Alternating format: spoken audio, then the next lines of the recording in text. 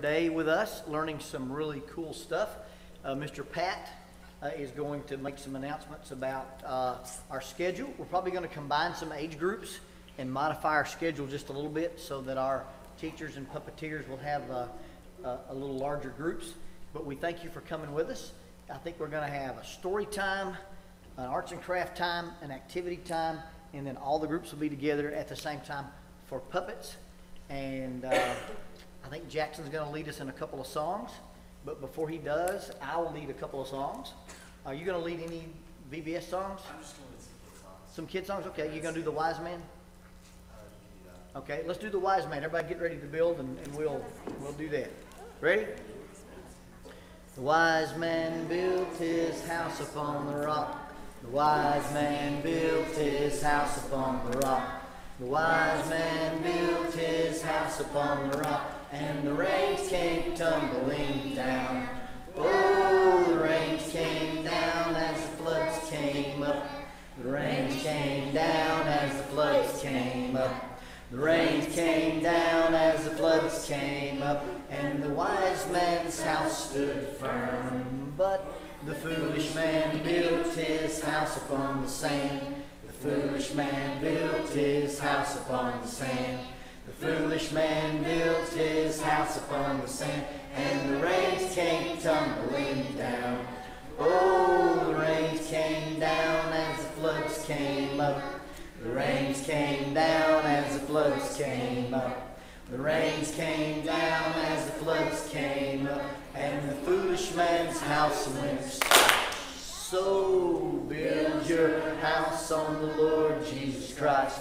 So build your house on the Lord Jesus Christ. So build your house on the Lord Jesus Christ, and the blessings will come down. Oh, the blessings come down as the prayers go up. The blessings come down as the prayers go up. The blessings come down as the prayers go up. So build your house on the Lord Jesus Christ. Very good. Mr. Jackson. You want to sing it again? You want to sing it again? Well, you'll have to ask Mr. Jackson about all that. Thank you guys again for coming and being with us. And here's Mr. Jackson.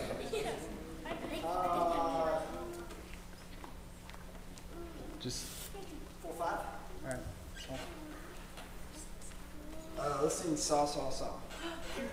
Saw, saw, saw. Pound, pound, pound. Build a house for Jesus that won't fall down. Pound, pound, pound. Build a house for Jesus that won't fall down. Build a house for Jesus that won't fall down. For Jesus that won't fall down.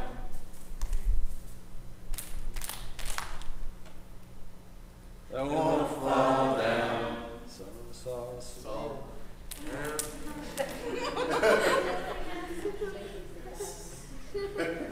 So, so, so. Pound, pound, pound. Build a house for Jesus that won't fall down. Sing Get Right Church. Get right, church, and let's go home. Get right, church, and let's go home. Get right, church. Get right, church. Get right, church, and let's go home. I'm going home on the morning train. I'm going home on the morning train. I'm going home. I'm going home. I'm going home on the morning train. That evening train might be too late. Evening train might be too late. Evening train. Evening train. Evening train might be too late. So back train and get your load. Back train and get your load. Back train. Back train. Back train and get your load. We're going to sing the Sea of Galilee. There's a sea of Galilee. There's a sea of Galilee. There's a sea. There's a sea. There's a sea of Galilee. There's a boat on the sea of Galilee. There's a boat on the sea of Galilee. There's a boat. There's a boat. There's a boat on the sea of Galilee. There's a man in the boat on the sea of Galilee. There's a man in the boat on the sea of Galilee. There's a man. There's a man. There's a man in the boat on the sea of Galilee. There's hands on the man in the boat on the sea of Galilee. There's hands on the man in the boat on the sea of Galilee.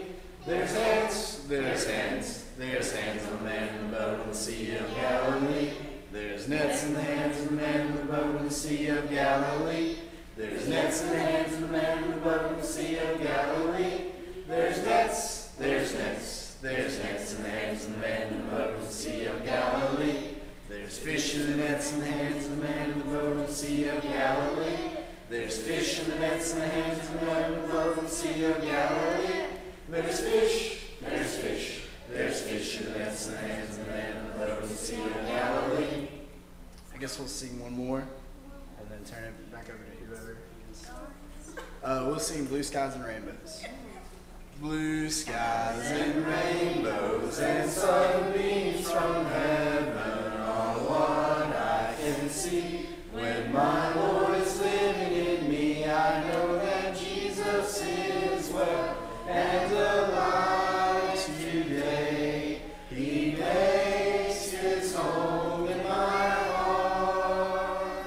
Nevermore will I be all alone, since he promised me that we never would part. Tall mountains, green valleys, the beauty that surrounds me, all make me aware of the one who made it all. I know that Jesus is well and alive today. He makes his home in my heart. Nevermore will I be all alone, since he promised me that we never would part.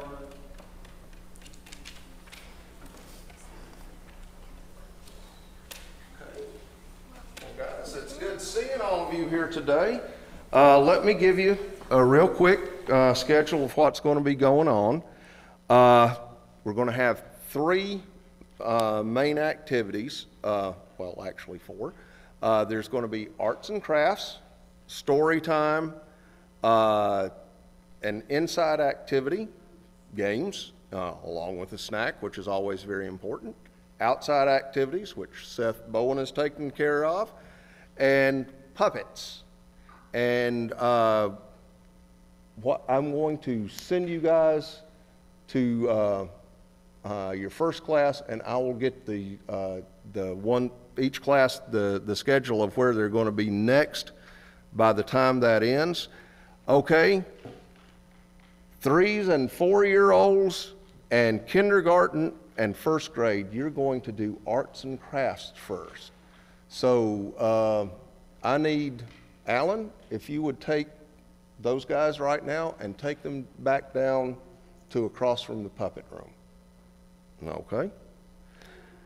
And the second grade through 5th grade, you guys are going to story time. That's going to be right across from the resource room. Who do I have who can escort them? Okay, thank you, Stacy. I appreciate it. And the the 2 and 3-year-olds will follow this lady. She will take you. And I see the nursery ladies already have their charges. So have fun. And adults, you will remain here for a lesson with Lonnie on families. And let me go get schedules printed up, and I will be back. I will ring a bell.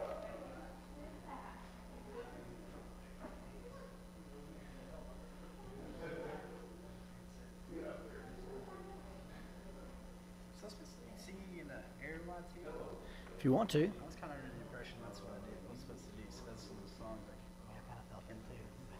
And then when y'all said that, I was like, all right. So You should have told me, said, hey, you leave the kids' songs on because I told Pat, I said, hey, Jackson, is this or the kid? I said, I think he's doing it all. So, do the man. But yeah, you can. because he said come up with 6 songs, so I figured I was just doing that area wide. You'll have the. But I mean, it's fine if I can Go, sing anything. It's like, go and have 6 songs or area wide too. And then I think they've asked Craig and Andrew to lead a couple before they speak. So we'll have plenty to sing. do they need to come up with some more kid songs for them to come back in here? They are. And maybe, I think that's a bell.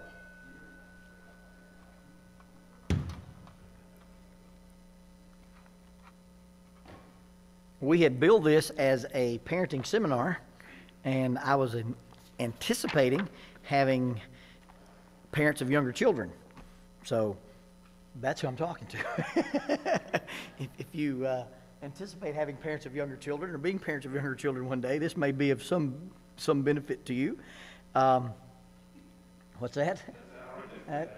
What? Yeah, I'd shoot myself in the head. But, did I say that out loud?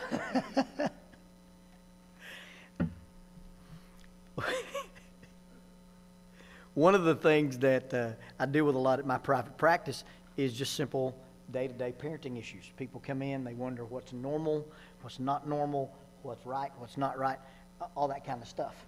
And so I thought I'd just kind of go over some general, I guess, I don't know what you call it, putting out fire drills, but you know, a lot of having smaller kids is just chaos because they are developing their little brains. They go through the age 2 and their brains are developing at the same rate that a teenager's brain is developing. There are 2 times in their lives when they have the number of neurological pathways that they do. You and I sitting here in this class have probably 300 billion dendrites that connect in our brains.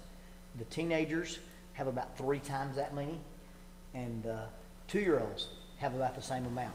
The brain goes through an incredible growth spurt at 2 and during adolescence.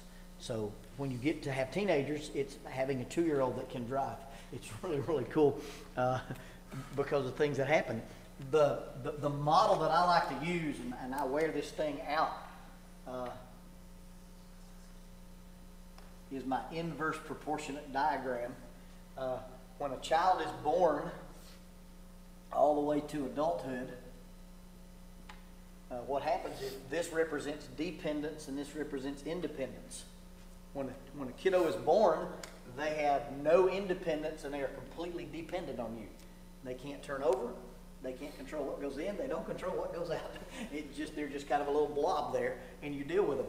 As a function of age or time, as you increase down this line, their amount of dependence begins to decrease, their amount of independence begins to increase, so that by the time all is said and done, this thing should reverse itself so that they should be 100% independent and 0% dependent. And so it's an inverse proportion on your diagram here. The part of my life that I deal with most is that right there. And that's that section where there's the same amount of dependence and the same amount of independence. That's called a teenager. They have adult bodies, they have adult urges, they have all kind of cool stuff going on, but they're stuck in that world of being independent and dependent at the same time. A 16-year-old boy will want his own money, he wants his own car, so he can go to town and buy video games. It's kind of this dichotomy. So as you start looking at how do I transition my children out of dependence into independence, some real interesting stuff comes up. One is the Bible verses about parenting. Can anybody quote a Bible verse about parenting? Provoke not your children to wrath. Okay. Somebody else. Train up a child in the way he should go. When he is old, he will not depart from it. Anybody else? Spare the rod. Spare the rod, spoil the child. That is Shakespeare. The one in the Bible is beat him with a rod, he will not die. is one of my favorites. It's interesting that all those things that the Bible talks about in parenting all come from a similar word, and that is the word train. Fathers, provoke not your children to wrath, but bring them up in the training and admonition. Some versions call it the nurture and admonition of the Lord. So the idea behind training and the idea behind discipline. And I guess most young parents deal with this idea about discipline. And I'm going to, since we've got such a small crowd, make sure that we're on the same page. Is that kind of an issue? Okay. What does discipline, what does training mean? Okay, that is called punishment. Oh. All punishment is not discipline, and all discipline is not punishment. But we typically think in terms of that. Why is the belt such an effective tool? Because they don't want to get it again. All right, so think about that. If I'm using the things that I do to deal with behavior as a incentive not to do it again, I'm not really controlling behavior as much as I'm helping the student make different choices about behavior. Does that make sense? It kind of boils down to this. All human behavior is reward motivated. I do what I do the way I do it because it gets me something I want. Now, when you're a munchkin, your want system is really, really skewed up and weird. You just may want attention. You just may want coddling. You just may want other people to be as frustrated as you are. You may just not want that guy to have your toy. Whatever it is, kids do what they do because it gets rewarded. And every time you reinforce a behavior by giving them what they want, that behavior pattern gets stronger. We call it habit strength. We all do the same thing. If you sleep late and you enjoy that 15 minutes of sleep more than you do breakfast, you won't eat breakfast. If you enjoy not running out of energy and feeling miserable at 11 o'clock because you didn't eat breakfast more than you enjoy sleeping, you'll get up early and eat. There's all kinds of choices like that. We're not always aware that behavior is being reinforced, but with kids, they learn it pretty quick. If I do something and it gets me an immediate reward, I get an immediate payback, or I get to delay anything that I don't want, then I'm gonna repeat that behavior more and more and more. So all human behavior is reward motivated. I do what I do because it gets me something I want. The conclusion of that is when my behavior costs me more than it costs you, I'll change my behavior. Thus, the Seth Bowen belt theory.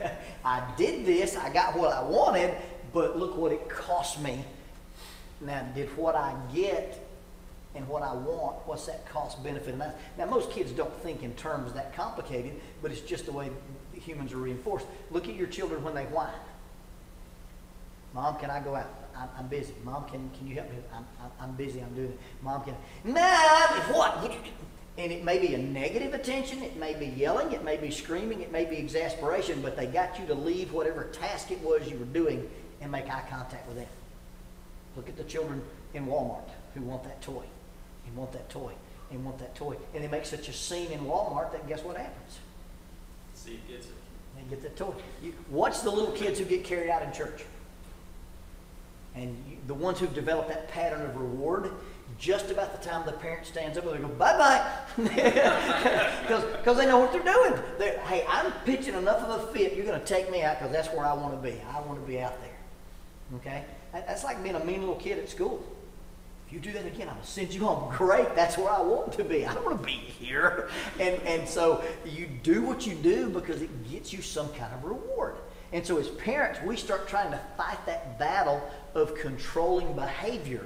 And really the idea is, if you look at dependence to independence, I really don't want to control your behavior. I want to help you make different choices about your behavior. Does that make some sense? There's a model. This is a thing done by Stephen Glenn in his book, Raising Self-Reliant Children in a Self-Indulgent World. And he basically talks about hostility, love, control, and autonomy. And autonomy is basically self-government. And he puts it into 4 quadrants, and they give this test to prisoners, because what Stephen Glenn was trying to research was independence and self-reliance. He was trying to find capable people. We have the term rehabilitate. What does rehabilitate mean?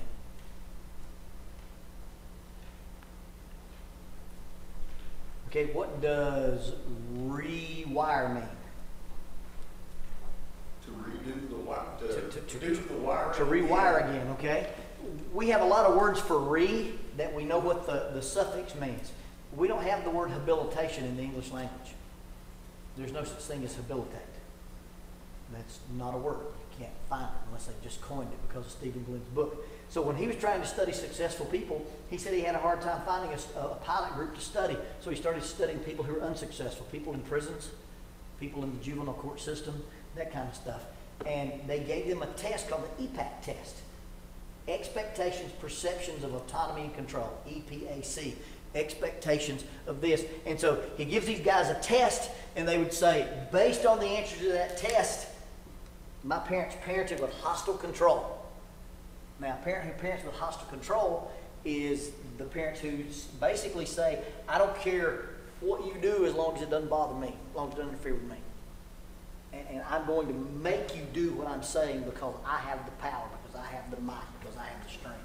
The old joke that goes with that is, what do you say to a kid with 2 black eyes? Nothing. You done told him twice.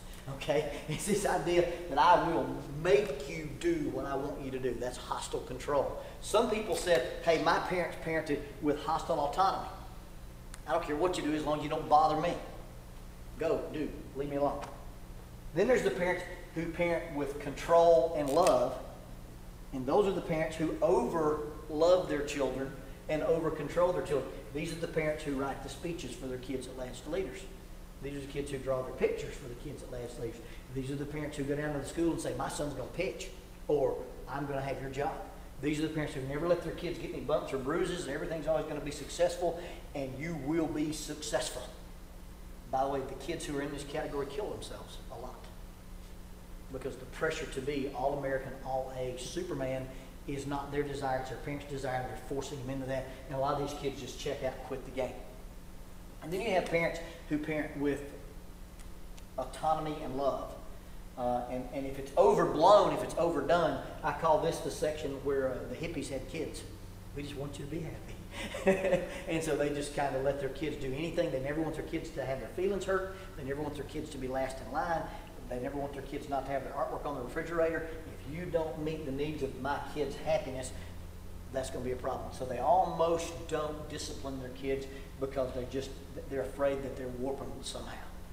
Interestingly enough, if you take this kind of stuff and you say, okay, I want to be able to talk about parenting with the control, and I printed some of this out. Can you take where these people were on this list and predict behavior? Can you say, hey, if somebody said, my parents parented this way, can you make a correlation? Can you say, hey, my parents parented in this quadrant, and we can guess that you might do something? Yeah. There's a high correlation factor, like a 0.6. I think the highest correlation you can get is a 1. And basically, they were able to predict with accuracy. The worst they did was 68%. Okay? So if you batted with 68% accuracy, what would your batting average be? 680? Almost 700? So they said, we can take this test, and if you said, hey, this is the way my parents parented, we can predict.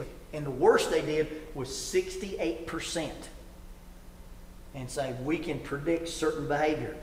If your parents parented this way, and you ended up anywhere in this quadrant right here, they could predict that you would use hallucinogens and inhalants. These are the kids who hack, paint, and snort, and use LSD, and do some stuff like that.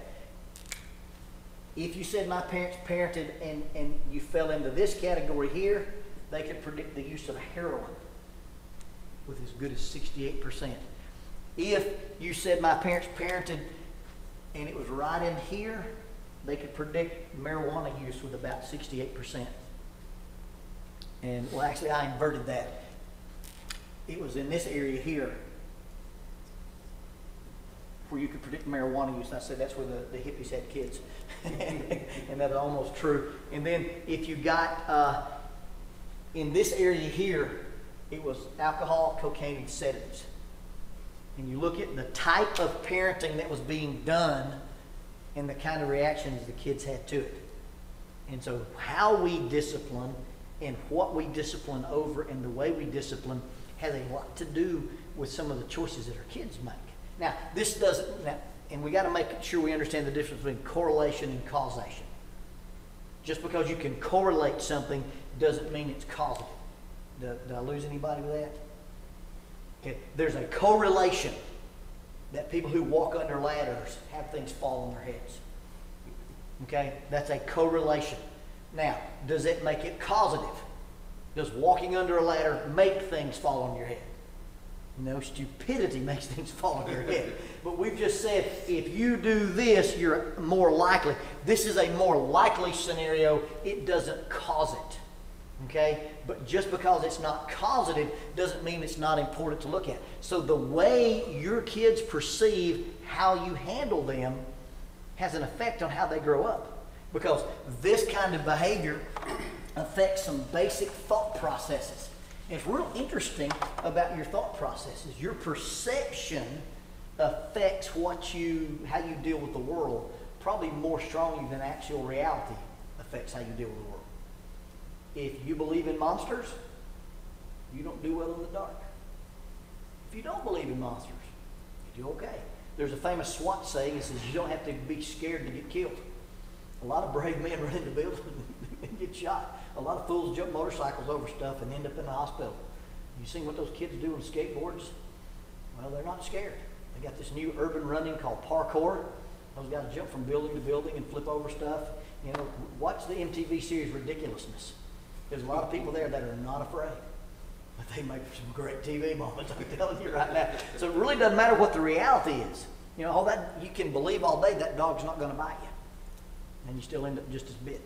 Or you can believe all day that the dog's going to bite you and it could be a harmless Yorkie and you'll be afraid of dogs. So how we start dealing with our kids and their perceptions affects a whole lot of how they make choices. So what do we do as parents to change those perceptions?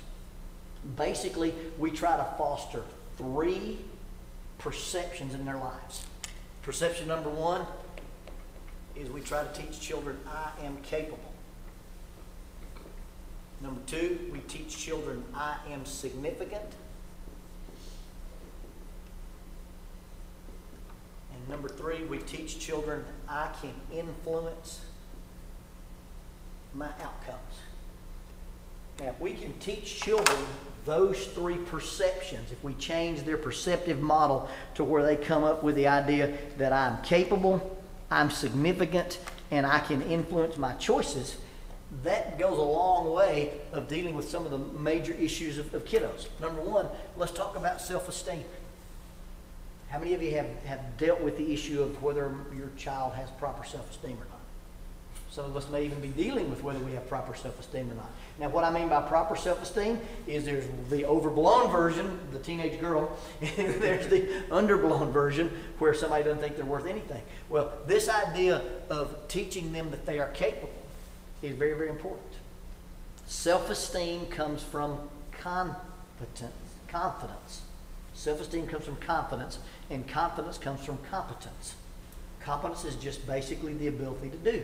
So we have to start letting our children do some things for themselves, even if they don't do them exactly like we would do them. So when you say pick up your toys, and a child makes an effort to pick up their toys, it's okay if they don't pick them up the way you'd pick them up. You're older than they are. You've been picking up stuff a long time. If you tell your child to do a certain project, it's one thing to have a child do something at their level and get praise for it versus a child to do something at your level because you manipulated it and then get praised for it. Then when they run into the real world, life is stunning. Because sometimes we don't prepare our kids for the idea of that I'm capable of a certain level. When we grew up, no such thing existed as an adjustable basketball goal. You could shoot in a 10-foot rim or you couldn't. You could dunk a basketball or you couldn't. And those of us who realized very early on we were never going to dunk a basketball didn't try for the basketball team. Or we learned to shoot a perimeter jump shot, one or the other. But we didn't expect the world to adjust to us. And some of us never played basketball at the high school. We studied judo and rock climbing. Some people, and so, but if we manipulate their environment where they get false capabilities, then when they run into the real world, it's going to be very, very difficult. Have you ever been to a bad karaoke night? Have you ever watched American Idol? Okay, it's kind of like a bad karaoke night. You have the people who try out for that stuff and can't sing and think they can't, don't have any real friends. They have to be on national television for the millions of people with their angelic voice. You know, I don't remember, Jackie watched some dumb dance show, and this kid looked like he'd walked out of outer space. Did this really weird, just twitching dance, looked like he'd been shocked with electricity. And he goes, "Where were you formerly trained?" He goes, "Shockingly, I'm not." No, it wasn't a shock at all. Okay? I've seen fish on the pavement flop better than that kid. But if we don't teach the appropriate balance of what I can do and what I can't do, there's the idea of I'm capable, but I'm capable at a certain level.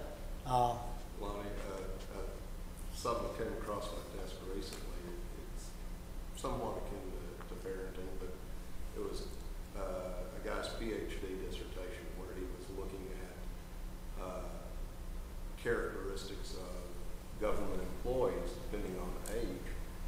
So the people who grew up, the older ones, he referred to them as the baby boomers, were generally relatively self-reliant and tended to work well on their own.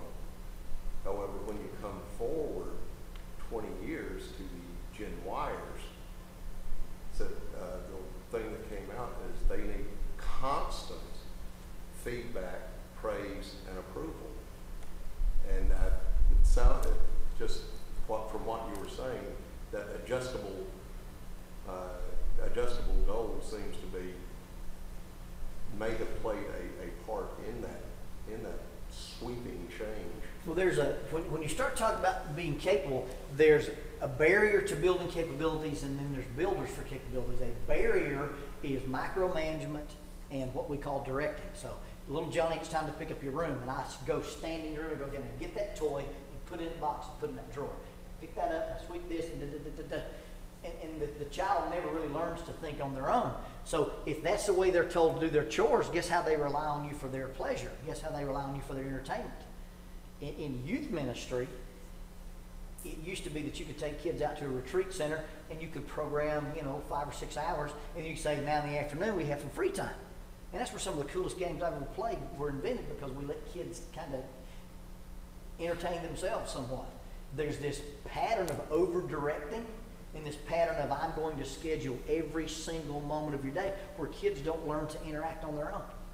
They don't learn to make friends. You're going to be friends with him. Sit down. Y'all talk. Play a game. Versus let people just kind of roll around. And so when we start taking away their abilities to not only learn their capabilities but also learn their limits, they end up with this false sense of what the world really works like. And so if all of a sudden you're always the best player and you're always hitting a home run and you never, I've seen kids' lives fall apart because they got tagged out in a kickball game. And it's not something I'd ever seen before. You got hit with a ball and you were out. Everybody knew that was part of the game. And now you got tagged. I quit. I'm not ever going to play again. I've seen kids who wouldn't do anything they weren't successful at.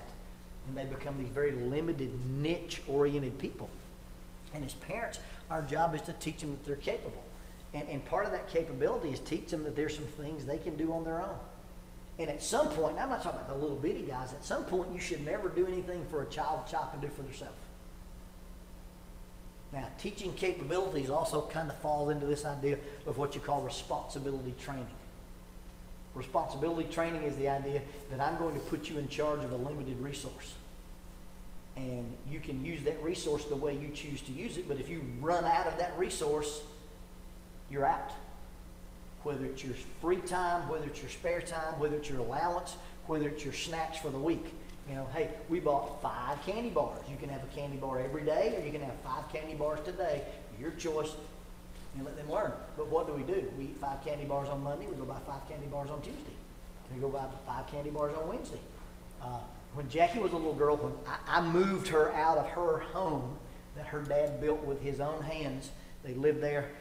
In the summers, they'd build their house, and in the summers, they'd travel because he was a painter. And then in the winters, they'd build their house. Well, their mom would go to town, and for them, going to town was a big deal because they lived 20 miles out of town. So they could only make like a trip a month or so. Well, probably not that bad. And so they would buy snacks. Well, her brother and dad would eat their snacks, and then they'd raid Jackie's. So Jackie learned pretty quick to hide her stuff. So she's 20 years old, and I'm moving her out of her family home after we're married, and we're pulling dressers apart, and there's candy bars taped under the drawers, and there's stuff in. I said, there's stuff underneath the picture frame. What are you doing? Well, I learned pretty quick that my dad and my brother would poach my snacks, so I hid some, and often forgot where I hid it. It's really interesting. She had a box of BBs. I said, what do you do with a box of BBs? She said, well, when we were 6 years old, we got BB guns, and my dad said, don't shoot all your BBs. And I still had some left. And so she learned pretty quick to save stuff. Well, we teach children that there's some things you can use, whether it's your time or your energy or your snacks or your money or your resources. When Lonnie Beth was coming up, we said, okay, allowances and hot meals at school. You get a choice. Here's the money that you can buy your food with at school. Or you can go to the grocery store with us and say, I want this, this, and this for lunch, and make your lunches and carry them to school. And then the money you didn't spend on school lunches, you can use to go to the movies or out with friends or whatever it is you do when you're that age. And kind of make that choice. Well, she would pack her lunch, go to school, and trade it for a hot lunch and spend the money. My daughter is an entrepreneur. And so, but we taught her if you use that money to buy, tater tots and Texas Pete hot sauce, then when it came time to go, hey, my friends want to go to the movies, you got cash. Not my choice, your choice, but teaching them that they're capable of some choices that they make, whether it's learning to fold their own clothes, putting their clothes away, picking up their room, doing the simple chores around the house. Our job is not to do everything for them. It's to help teach them to do some things for themselves. So that's the capable thing. The second part is I'm significant. Now, significance basically is the idea that I am a person of some importance. I'm not inconsequential. You've got a role that you play in this family. Your opinion is important. That goes back to that EPAC scale. If you parent with hostile control, nobody ever has a voice. Nobody ever has an influence. 100%. Okay? 100% of all men who abuse their wives don't take any influence from them.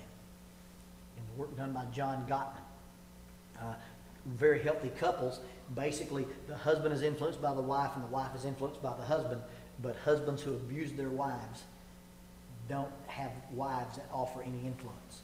And I see a pattern that women in relationships like that often come out of homes like that, where they were not taught any amount of personal significance. And so teaching our children that you do have an opinion, and it's okay to say, I have a vote here, I have a desire here. If we teach children that you don't have any significance, then they grow up being victims of their environment, victims of their world. Now there's a balance there. 1 Kings 1:6, Adonijah declares, I will be king.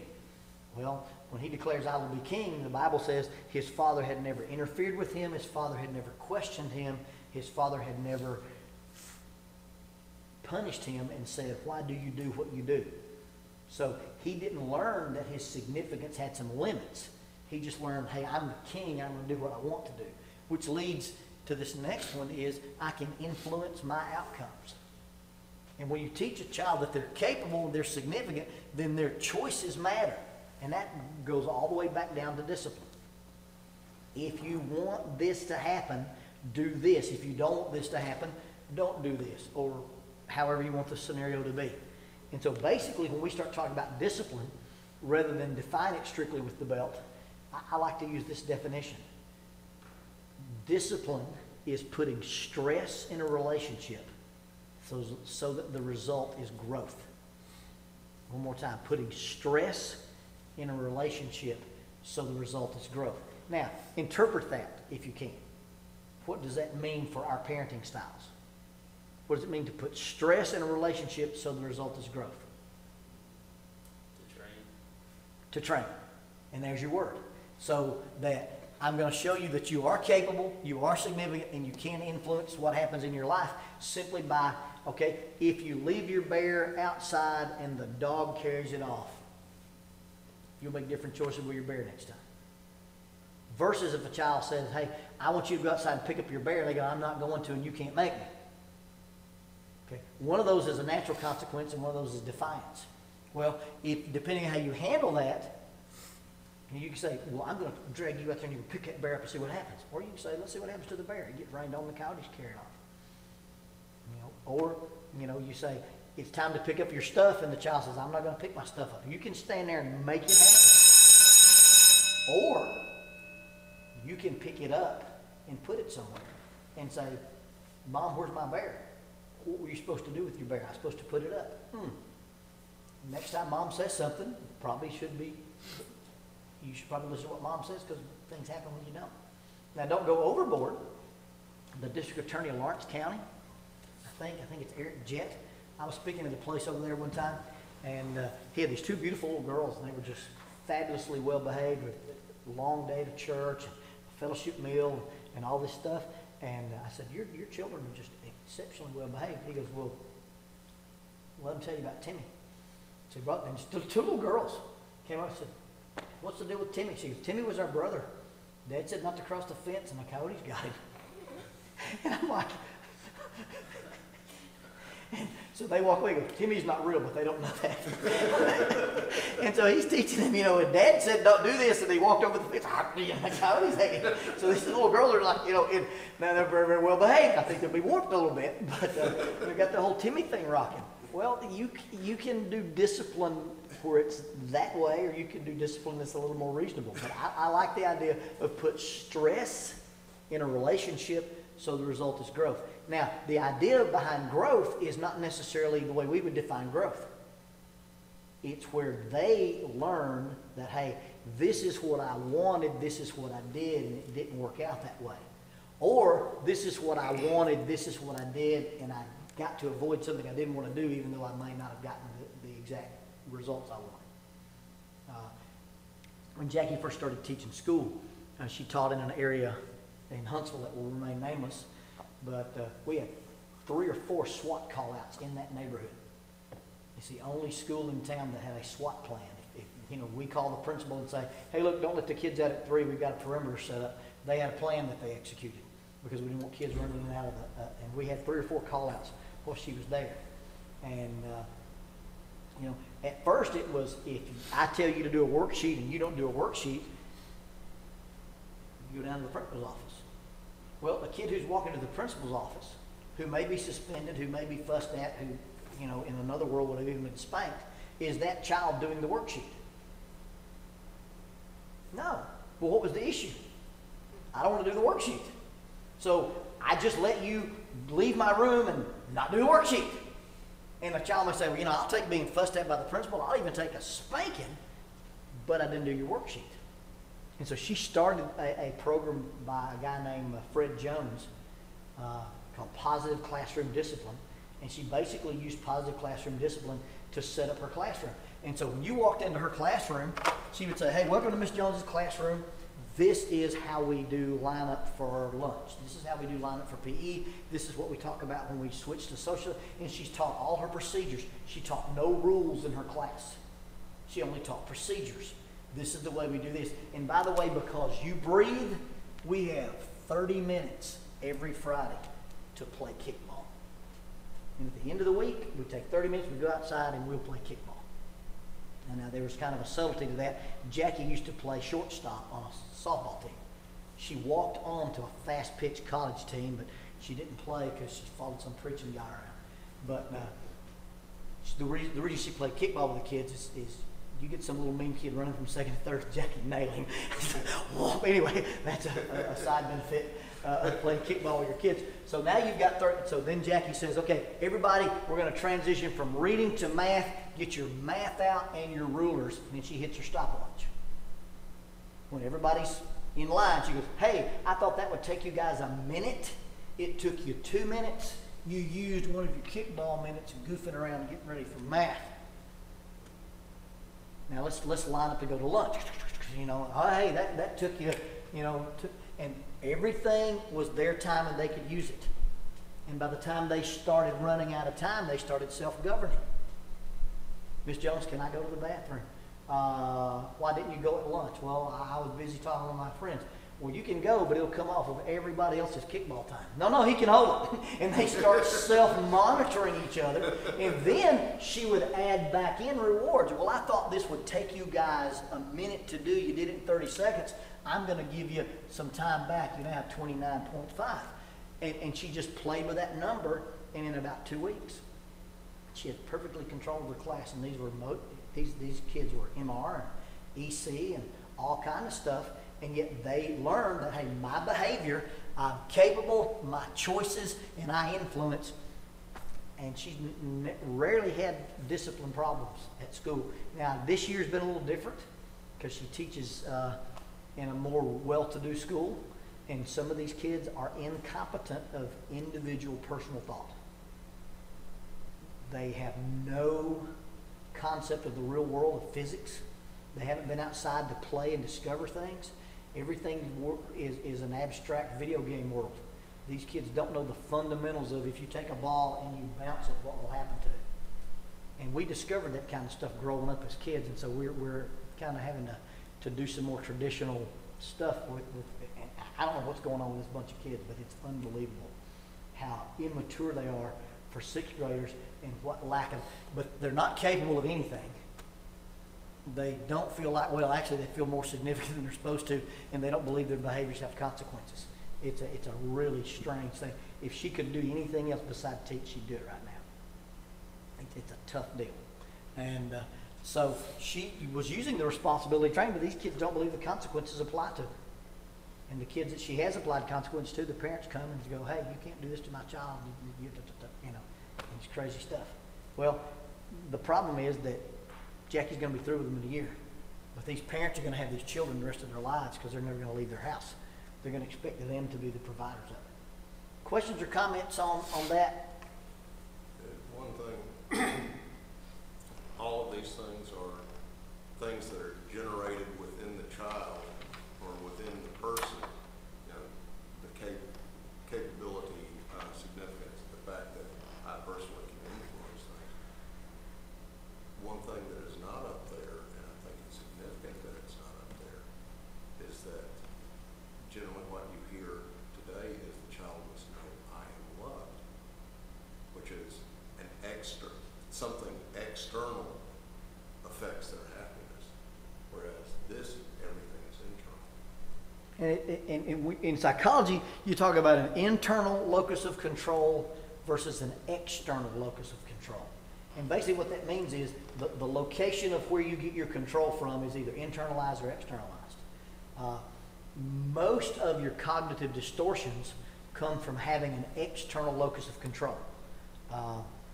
For instance, I try to be responsible for things I can't control. Okay? If I'm a good enough youth minister, Steve will grow up to be a good kid. Well, Steve does something I don't think he should, and therefore I reflect I must not be a very good youth minister. And you see how that leads you to burnout? And so then I start trying to manipulate his behavior so he can feed back on my behavior so I can feel good about being a youth minister because I got him to lead singing or lead a prayer or go to Lads to Leaders or go to retreat or go to camp or whatever. And I'm using his behavior to measure myself. Where at some point you got to say, you know what, I'm a pretty good youth minister. I teach the Bible. I've got some training and counseling, and Steve's responsible for some of the choices Steve makes. And I'm going to let Steve live with them. You see how all of a sudden you quit having your burnout rate on youth ministers? By the way, the national average of burnout rates on youth ministers is 18 months. And they get out of the business altogether.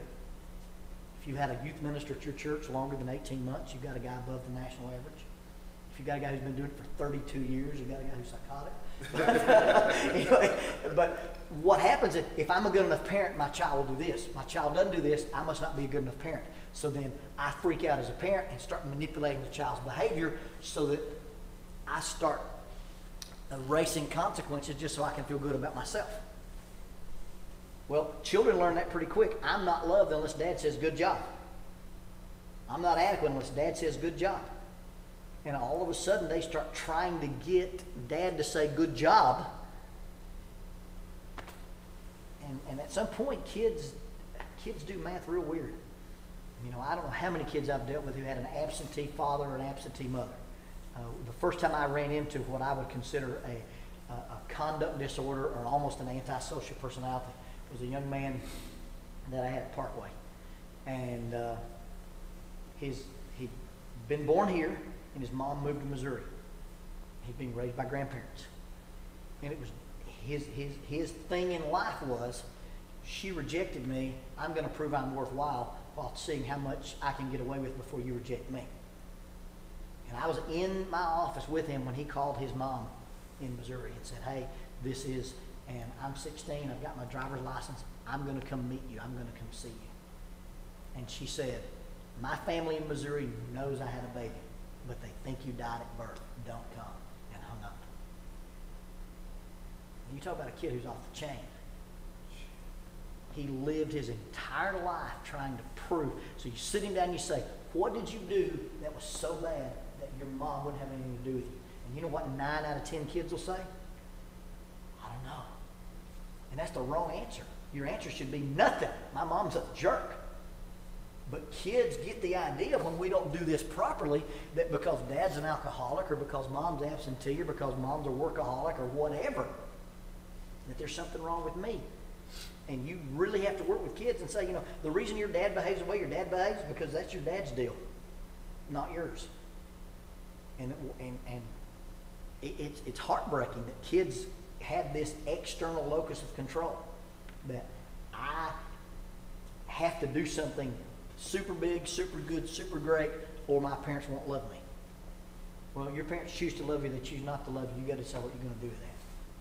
Now, there is a place where when your children learn that there's nothing I can do to make my parents love me more, and there's nothing I can do to make my parents love me less, but we have rules, and I'm capable, I'm significant, and I influence what happens. This doesn't involve how much I love you.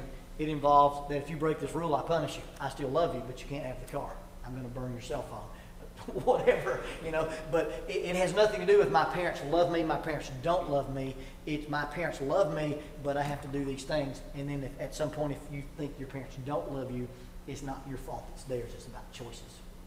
Does that make sense? And really, we get wrapped up in, can we make our kids happy? Well, no, you can't. Your kids choose to be happy, they choose not to be happy. Some kids are perpetually unhappy. Some kids are perpetually happy. And you can see them. The hardest trouble I ever had as a youth minister was where a parent would take statements that their kid made about their level of happiness in the youth program, and it wasn't based in reality. And you go, okay, you sit down with those parents and you go, okay, let's talk about your child's general happiness. Did they stay in sports? No. Did they stay in band? No. Did they stay with their summer job? No. And all of a sudden, everything they've ever done, they've been unhappy about. Well, what's the common denominator here? Sad sack over there. Not anything we're doing, okay? And a lot of times parents get sucked into, I've got to make you happy. I've got to make you successful. Well, no, children choose. Well, children have to also learn that adults choose. And it's important to love our children, but it really boils down to the children learning to do that themselves. I don't want to get too deep into this, but with these perceptions, there's 4 skill levels that go with this. And the skill levels are intrapersonal, interpersonal, systemic, and judgmental. And I'll read you the official definitions from Glenn on those. Intrapersonal skills: the ability to understand personal emotions and to use that understanding to develop self-discipline, self-control, and to learn from experience. Self-discipline and control, and learn from experience. When a child has intrapersonal skills, I learned that, hey, you know what? I feel sad, I can either act sad or I can process it. I feel angry, I can act angry, or I can process it. In fact, when I talk to teenagers a lot, I ask them if they know the difference between a thermometer and a GPS. Do you know the difference? Pardon? They measure different They things. measure different things. Okay, what does the GPS do? Measures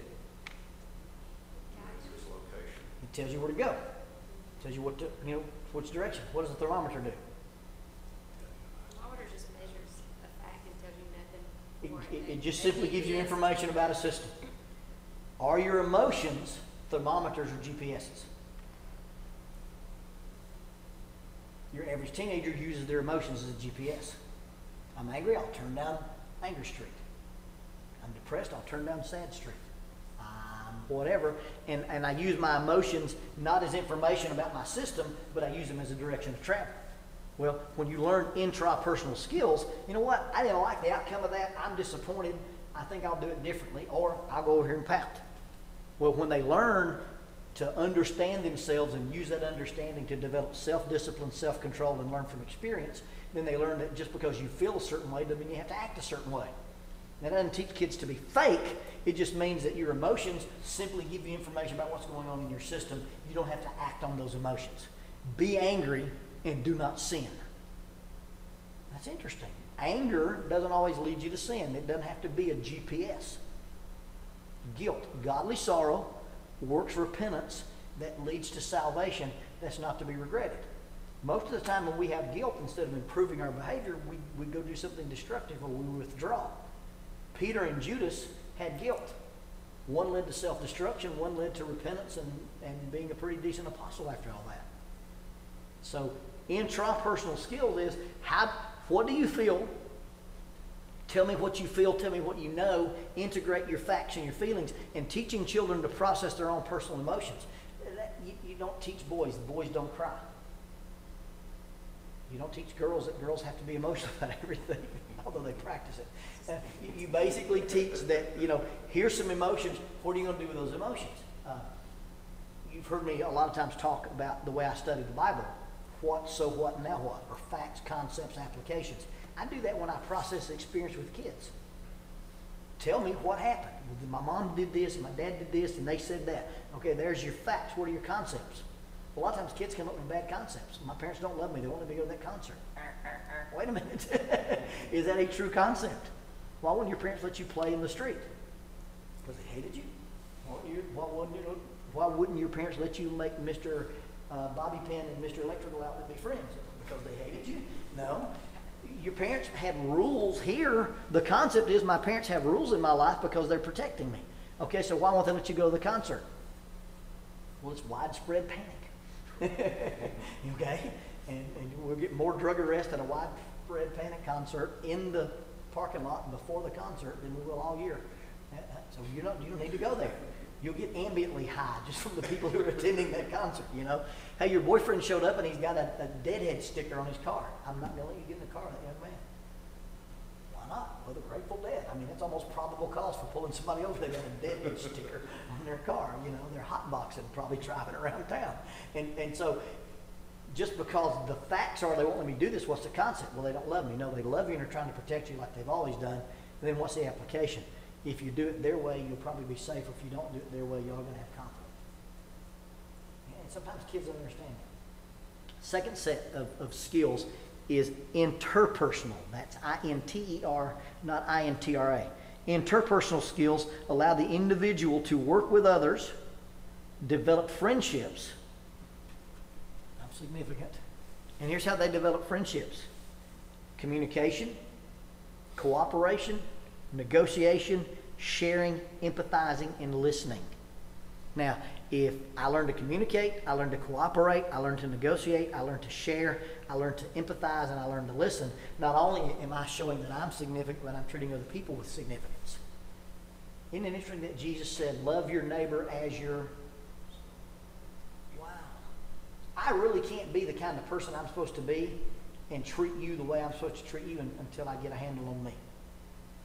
Because if I overvalue myself, I'm a narcissist, and I'm not going to dare treat you the way I think I need to be treated because I'm the king. If I undervalue myself, I'm going to treat you like a doormat. But if I have a proper balance of who I am, inherent in the Christian ethic is the idea of personal significance and personal value. Because Jesus said you love your neighbor as yourself. Jesus had the concept that most of us know that it's okay for us to be treated nice. And we should take that view of the world. And really, the idea is not do you love me, not do you not love me, but do I respect myself enough not to tolerate your treatment of me that way? And that's really a huge step for kids.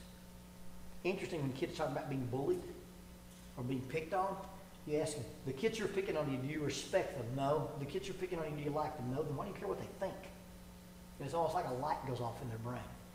You're letting people you don't respect tell you how you should dress or what you should do or what's cool or what's not cool. Well, when you learn to deal with other people's emotions and other people's significance and other people's lives, you change a lot of stuff there. So that's intrapersonal and interpersonal. The third one is systemic skills. And these skills give the ability to respond to the limits and consequences of everyday life. There are limits to everyday life. Not everybody grows up to be as tall as Steve. Not everybody is as handsome. You know, Craig Evans, the guy who's going to speak to us today, talks about life not being fair. There's a youth minister in our circle named John David Swartz. And John David is just, that tall, angular, he's a beautiful human. I mean, he's just, you walk in the room and every teenage girl in the room, looks at him. And I often make fun of him because, he wears blue jeans and casual shoes and 9 or 10 shirts untucked and arranged. And so if I put stuff on like that, I just look ridiculous. And I go somewhere to speak, and Jackie says, you're going to wear this, and this will be Friday night, and this will be Saturday, and wear the charcoal suit. And I told her, baby, John David's not going to tuck his shirt in. Okay? So Craig Evans says, life's not fair. He said, look at me, look at John David. Tell me how that's fair. Okay? Well, everybody's not beautiful. Everybody's not tall. Everybody doesn't have hair. If you have it, use it responsibly. Okay? And so learning that I operate in a system that I can't always be first, I can't always be the best, I can't always be the brightest, but I fit in somewhere. I sometimes go on this tirade of all the things I don't do well, but all the things I do prolifically. Never been in climbing magazine. Won't ever be in climbing magazine. Never climbed anything over 5'11".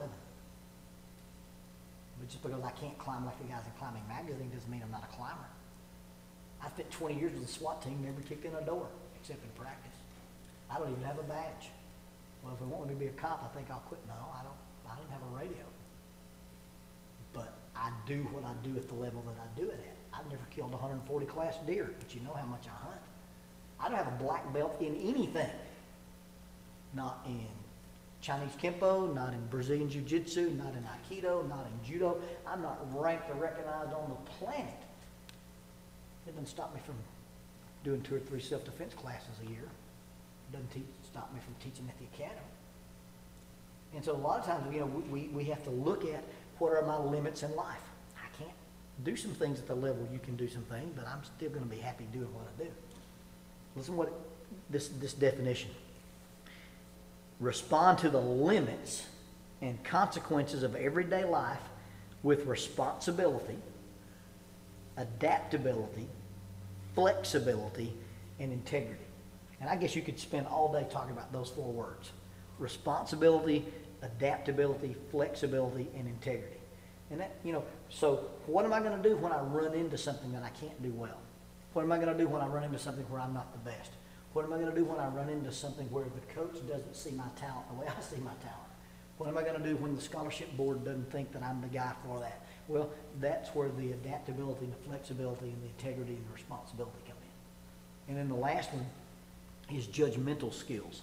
And these are the skills that use the ability to use wisdom to evaluate situations according to values. And so when we start talking to our kids about how we do what we do or why we do what we do, instead of teaching rules, we teach values. Now, what's the difference in teaching rules versus teaching values?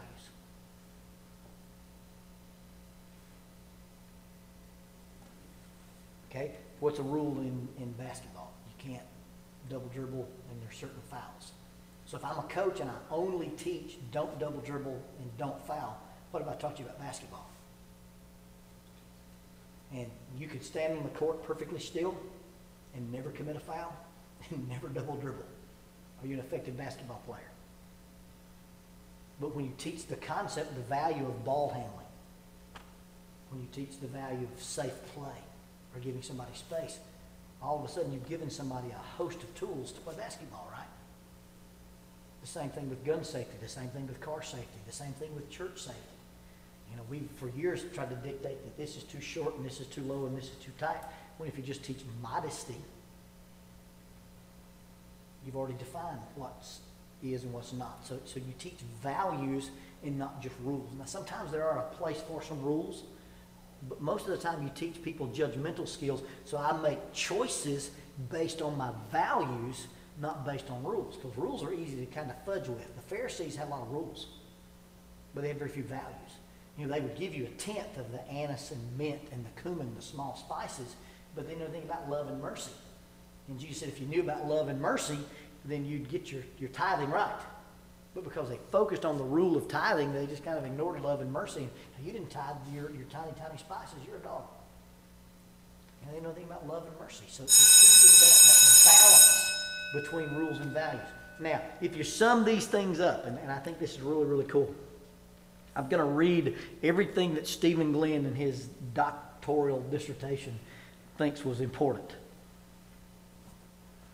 Self-discipline, self-control, experience-based learning, communication, cooperation, negotiation, sharing, empathizing, and listening, responsibility, adaptability, flexibility, and integrity, evaluate values according to wisdom. Okay, that's his list of the skills you should possess to be a self-reliant person. Compare that to love, joy, peace, patience, kindness, goodness, faithfulness, gentleness, and self-control. Do you think we could do a word-for-word comparison and find a match for all those words?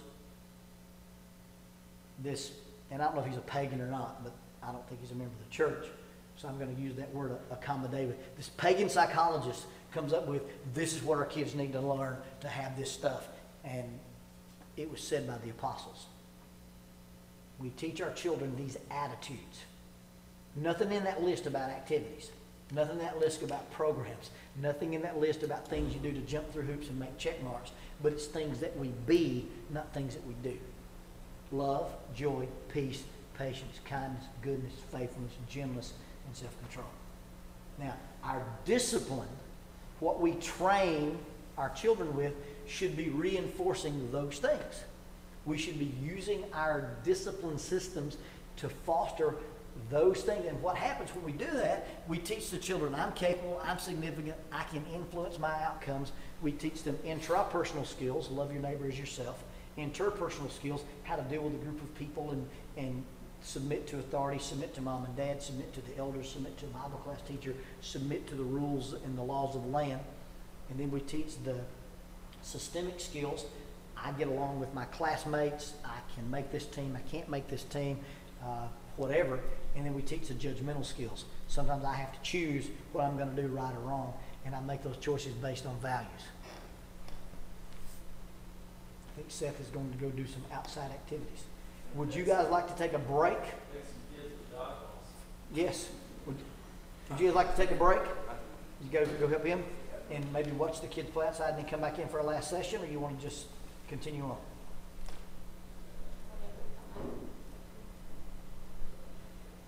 I'm good either way. Let's take maybe a 5-minute break, get some water, go to the restroom, and then we'll all leave when it's snack time. How about that?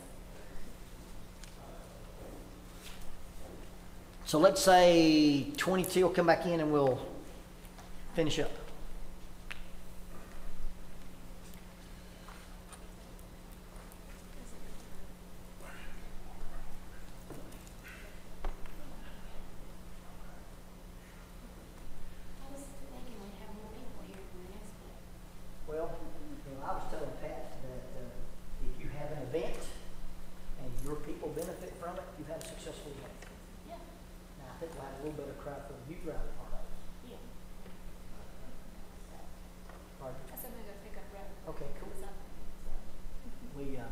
We should have Chase Park coming, and I think Lincoln's coming, so I know we'll have at least maybe 20, 30 other folks here for youth up. And Broad Street's usually good to attend our stuff. Chris Harris. Yeah. And then I thought Owens Crossroads would come. I've been hearing things from Justin, so I don't know what they've got going on. Well, if nothing else, our own kids will be here. Well, and that's the whole point. You know, our young people have offered some service-oriented project today for younger kids, and then we'll spend the afternoon together. I think that that has an inherent benefit in itself. Our teenagers have just learned to be capable, significant, and influential. Absolutely. You're talking about kids going off and pout. When you think about letting them pout it out versus you're not going to pout, you're going to do this, whatever. I've used both. Like if they're at home, it's like I'm pout, go pout when you're ready to come back and do this game or whatever. After you're finished pouting, we can play. Yeah. But here, I'm sometimes like, okay, you're not going to pout. You're going to play with your friends. So. Yeah, I think that's you're mixing what I'm doing with my child individually and dealing with the systemic situation. You have a guest over. This is not a time to show your rear end. You're going to be in the front with these guys. Okay. Okay, and I think that's okay to do. All right. I didn't know if that was like showing. Or you say we're playing a game and we're only going to play it for 30 more minutes. So if you go pout, you missed it. Right. Okay. And that's, some of this is the individual child, a boy versus a girl. Girls will compete in order to be on teams. Boys are on teams in order to compete. That makes sense. Okay? Yeah. And so, you get a bunch of us guys out here playing some weird pickup football game or some weird frisbee game, and we argue about a call. What will a boy say? Forget it, let's just play. Yeah. If a girl gets her feelings hurt in a game, the game does not continue till we deal with the feelings. That makes sense. So, No, speaking as a man, no, that does not that make makes sense. It's ridiculous. It's stupid. Play it, and so it's a weird kind of thing that the way they're wired. Girls are these little social creatures. You take our boys camping to North Carolina, and when you get off the van, they make a circle around the fire, and they don't even really carve. They just cut stuff. Yeah. Knives. They make inappropriate bodily noises and sit up till all hours of the night around the fire, and we burn stuff. The girls get off that van, and you have a queen bee and two or three little attendants, and they go over here. This one goes over here. This one goes over here. This one goes over here. And it's like they're in little social cliques where they get this. I don't know what the reinforcement is. But the guys are kind of oblivious to social cues, and we just don't pack. We set up 6 tents, and they sleep all in the same tent together. You open up the tent, it looks like a car wreck. There's just bodies laying everywhere, And the girls are going to have their space and their area and their attendants, and they're not going to interact very well with people who aren't in their group. Work situations with most of the girls are a lot harder than work situations with the mix because girls, girls will talk about it. Like women, grown women do this. They're catty, and I asked Nathan, like, do you do that at your work? It's like we don't even talk to each other. I mean, think about it. Hey, me and Matt could go out here and fight for 2 hours, and the minute we quit fighting, one of us would go, "Who that made me hungry? Let's go get a burger." And we go drive somewhere in town and eat. You go have a spat with a lady, and 20 years from now, you go to her wedding and make fun of her dresses. Listen, I'll tell you right now. The factor is, and the little girls learn that pretty quick. Yeah, they do. And I think there was a lot of wisdom when God said, "I'm not going to let the women have a public role." Because a woman gets up to preach, number one, the men are distracted. Okay? The women are, I can't believe she wore that. And all of a sudden it's a different dynamic. And a guy gets up to preach, and you can ignore the fact that I'm fat, or I'm ugly, or I'm bald, and you can listen to what I have to say.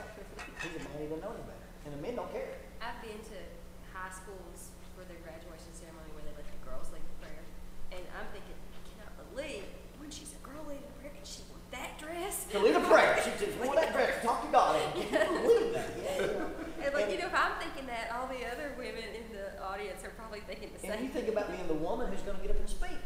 You got to have your hair just right. You got to have your nails just right. You got to, and wow. And I think God, I don't really think anything other than the nature of women. God said, "Look, you guys can't be in the public role, and we're going to speak to church every other week." And so I think it's just the nature. And the little girls versus, the little girl versus little boys. I mean, it's just It is a unbelievable. big difference. Evan's only not even a year old, and it's like he's so different from Angel at that and size. the Tom Hanks line, "There's no crying in baseball."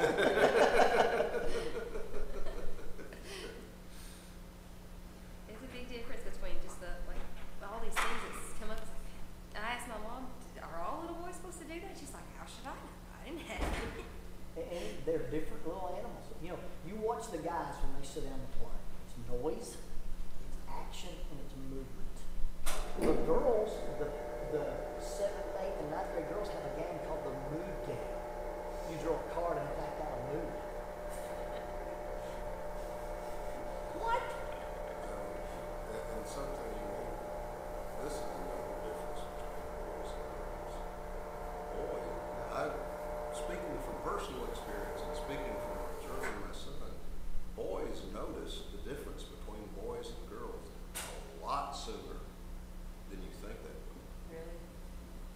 Robbie was 2 years old, I think.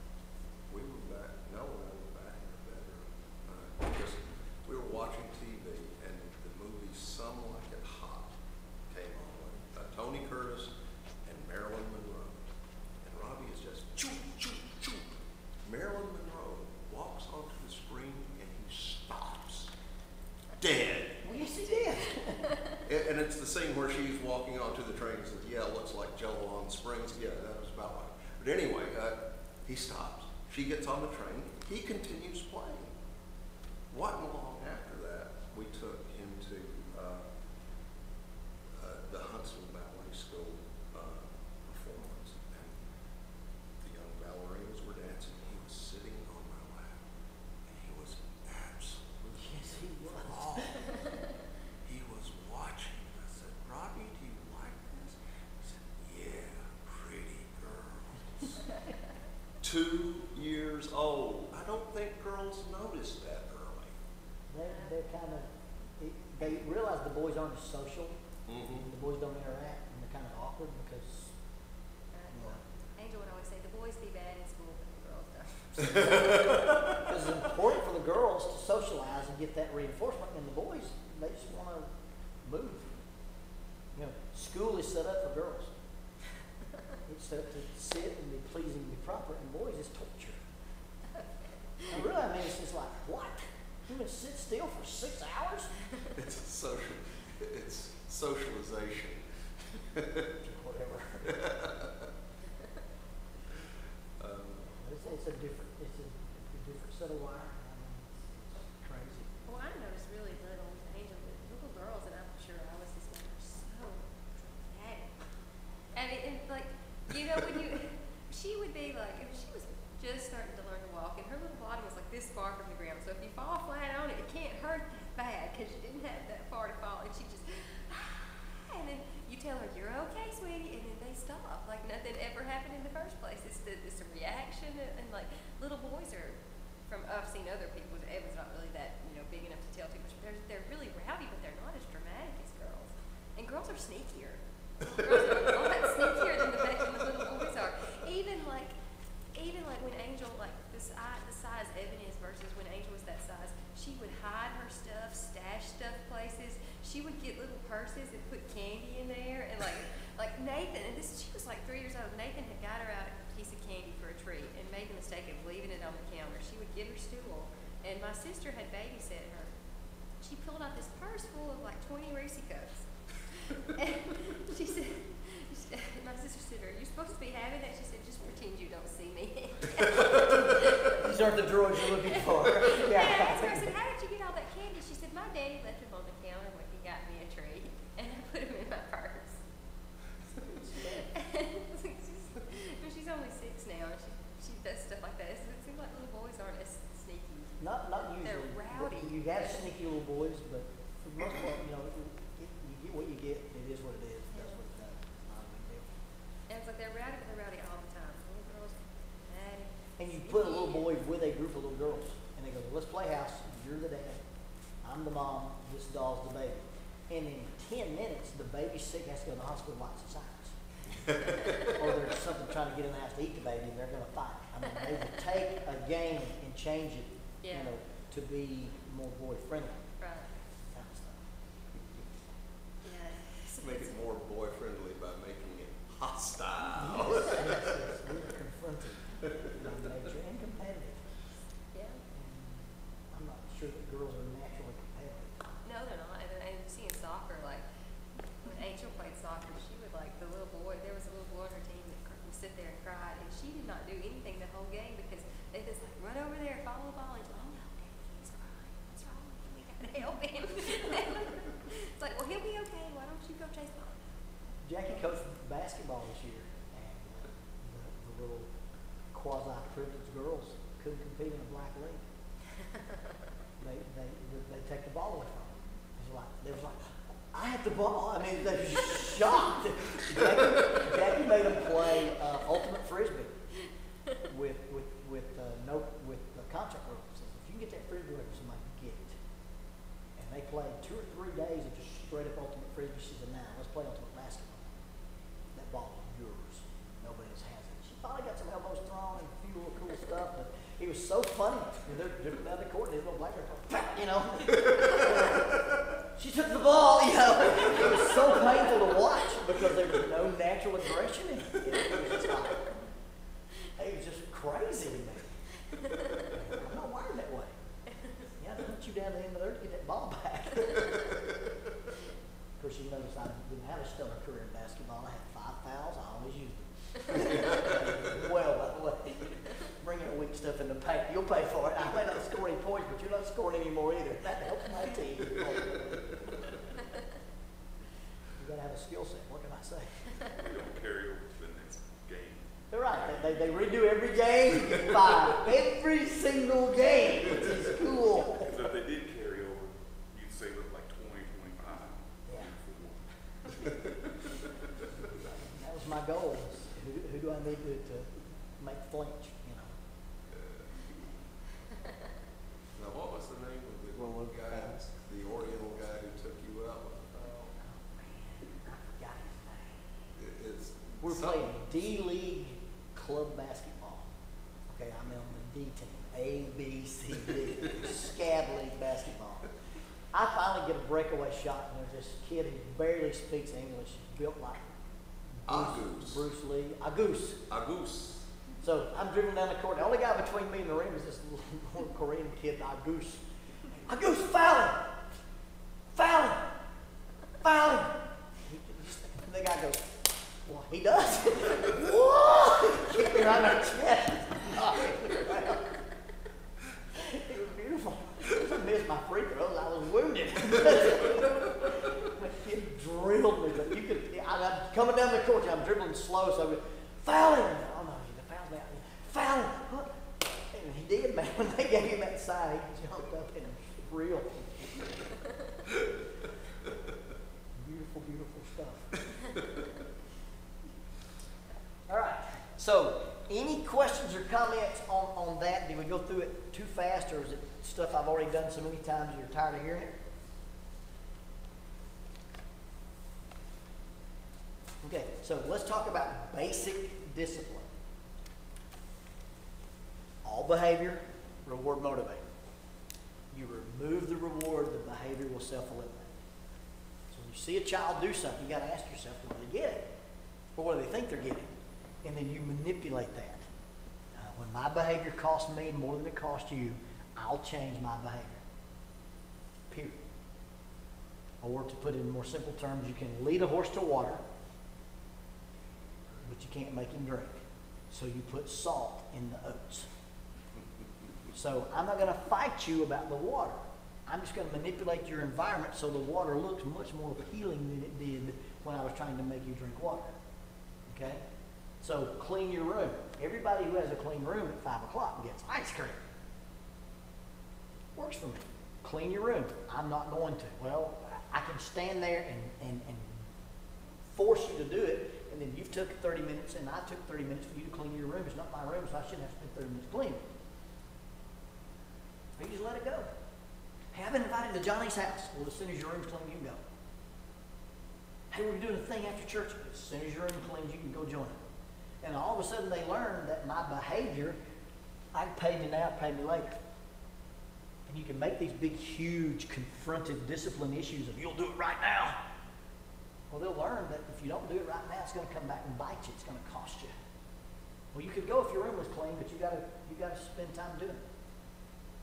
And, you know, that's logical consequences is what I call that. We started doing, you know, when you come home from school, every minute you spend on preparation for the next day is a minute you can spend on the four-wheeler or the computer.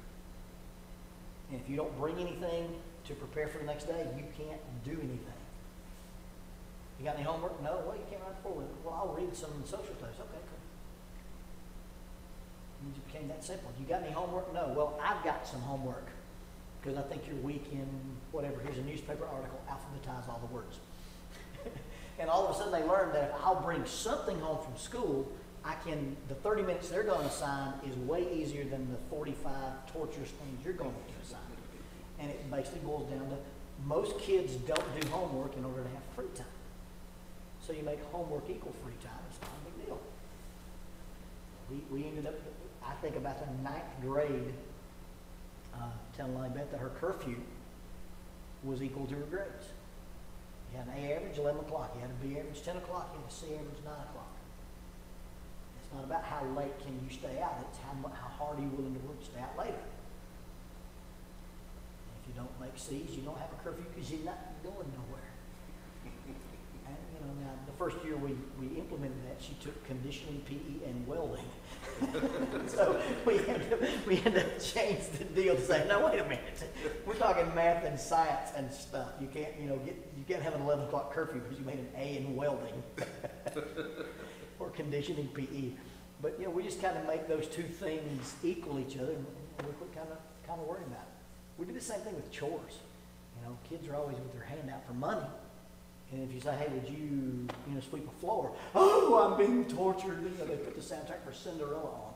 And, like they're living in the hearth. And we just basically said, okay, here's everything that has to be done in this house. And it doesn't get done by house elves. And it has a dollar value attached to it. You do it, you sign the list on Friday, I settle up with you. You don't do anything, you don't ask for money. You don't have any. But you have unlimited earning potential here. You unloaded the dishwasher, you got $1. You folded clothes, you got $2. You maintained the trash, you whatever. And so anything that she wanted, some weeks she did a lot, some weeks she did a little, but it wasn't a nuclear war trying to get somebody to fold some clothes or something. And, it even, and I was traveling worse than I did. Basically said, if you cut the grass without me having to tell you, I'll pay you. If I have to ask you to cut the grass, then you don't get any money for it. So she did her own initiative, or she could cut it for free because I made her. And we just eliminated some of the basic junk that we felt like we were spending all of our time was just confrontation and negativity with, and then you got to learn that, kids, as they get into the teenage years, view everything as a confrontation. It has to do with that brain development again, the amygdala. The back part of your brain is the part that assesses threat. And it's larger in adolescence than it will be in any other time of their life. So most everything you do with them, they feel threatened somehow. Their liberty, their pride, their space, whatever. If I don't have the right shirt, I'm a threat. If I don't have the right cell phone, I'm a threat. If you ask me to stop doing this and start doing this, it's a threat. Well, how do you respond to threat? Confrontation. So that's why a lot of the time you feel like you're spending with your teenagers is confrontation. And it's really just the way they're wired. It's not anything personal. How many times have you had Greg Lester's a psychologist I like to listen to, and he does this really cool thing where, you have this kid, you don't love me, you make sure everything around, 15 minutes later, we got any ice cream left? I still hate you. Oh, that was nothing, and the kids just kind of turn it on, turn it off, and we just kind of get to our boiling point. And the kids, they swing between ideal and unacceptable all the time. And so you can't take it personal. You understand? That's just the way they're wired. And I try to even tell the teens, you're going to have these mood swings, and it doesn't make you unchristian. It's when you are defiant, and you are disrespectful, and you treat your parents with contempt that you're violating the scriptures. It's not a sin to have a mood swing. You're a teenager. If you don't have mood swings, you're a sociopath. Okay, if your heart rate doesn't elevate and stuff. So, and I think a lot of kids worry about being pleasing to God because they're not in tune with the fact that I'm being normal as a teenager. It's the ones that don't grow out of it that have trouble with Christianity and that kind of stuff.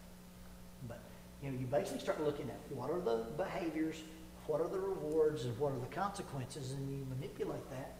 You change a lot of stuff. Basically, you talk about immediacy, severity, and consistency. So if you have a rule and they violate the rule, the consequences have to be immediate. None of this, if you do the crime in Walmart, you do the time in Walmart. That whole business of, I'm not going to punish you because I don't want to embarrass myself. Well, the kid's playing that card. You won't do this in public. Well, if you do it in public, I'll do it in public. That's one of the worst confrontations I ever had as a youth minister. Is that if a kid misbehaved in Bible class, I drilled him in Bible class. You've embarrassed my child. Your child said this and did this in front of 20 other people. What am I supposed to do? Have a private conference with them later? No, if you can do it in public, you can get drilled for it in public. Now, I haven't had to call anybody down in Maysville, ever. But, you know, even to the point of, I've had to get some kids in the auditorium who were misbehaving. Never at Maysville. But, you know, I feel like if you do it in public, it gets dealt with in public. And if you know, have a come apart and pitch a fit, we'll deal with it right there in front of everybody. And so, got to be immediate. Second, it's got to be severe enough, and by severe, it can be the belt, but it has to be something that costs you something, or it don't matter. You know, if I ground you, but don't make you miss sports, and don't make you miss social activities, and let you go to that birthday party, are you really grounded? And so it's got to be severe. It's got to cost you something. You know, when a child violates trust, they lose everything that's connected with trust. Cell phone requires trust. Car requires trust. The ability to play on a computer by yourself requires trust. The ability to choose your own DVDs requires trust. So, you know, when you can be trusted in the little stuff, you can be trusted in the big stuff. Right now, you lost trust. So everything's micromanaged. So it's got to be immediate and severe, and it's got to be consistent. And I wouldn't have any rule at my house that I wouldn't enforce every single time it's broken. Because kids know whether or not you've got the energy to do it or not. And they play you off that energy all the time. I don't know if I still have it or not, but I did. Have a character flaw. I played defensive end for a little football club. And my first play of every game, of every series, of every time I've ever been on the other side of a ball was to find out what the referee was made of. It was a scouting mission. I'm going to see, is this guy going to call this game tight, or am I going to get away with stuff? And so on that first snap, I really didn't care what was going on. I'm going to see what the referee is going to throw a flag about. And if I can, you know, grab your jersey and sling you out of the way, or do a little stunt move on you, and he wouldn't throw that flag, somebody's going to have a bad night. It wasn't going to be me. But if you do a little offshoot move, and that referee says, "Hey Jones, you're going to have to play clean tonight," I'd play clean. But it was. Are you willing to throw that flag every time I transgress? And if you're not, I'm going to transgress. Like I said, that's probably a character flaw on my part. But I wanted to find out if this guy was going to make me play by the rules, or if I could do something else. And your kids do the same thing. Are they willing to do what they said they're going to do? And if you say you're going to do it and you don't do it, then you become a paper tiger. And they say, well, she doesn't mean that. And so it's real interesting that kids kind of play those odds. You know, the famous Lonnie Beth story where she's at something with Jackie. Well, I came in from SWAT and Jackie's on the couch. And if Jackie was ever up when I came in from SWAT, we used to train from 6 to 2. Jackie was hurt. I mean, that's just standard rule. I come in, she's awake. You broke her leg, or, you know, and every time I've ever come in, she's been awake. She's, you know, had an injury. So I come in one night from SWAT, and she's sitting on the couch. Okay, what's broke? It's not me. What do you mean it's not you? What's the baby? What's going on with the baby? Well, we had this thing at church. So they go to this ladies' thing at church. They're all dressed up. And ladies' things at church, they eat. And so Lonnie Beth is going through line, just scraping food on her plate. And Jack says, "You can't have that much, you know." And, well, she gets over to the cake table and cuts her own piece of cake. And she's a tiny little thing. Gets this piece of cake that would choke with like a moose. Well, Jackie finally says, "Hey, you get it, you'll eat it." So she goes, sits at the table. Lonnie Beth sits at the little bitty table. Takes one bite of this cake. Drops it in the trash can. Jackie gets it out of the trash can and sits over the table. So we'll be here till it's done. Gets this little string of girls. "Miss Jones, there are invisible things called germs." I'm a science teacher. Leave me alone, you know. So she sits. She got a key to the building, so she sits there till it's done. So I come in and she's on the couch, and I made her eat it. I mean, we stayed there till she ate it, you know. And I said, "Well, you know, she called you bluff."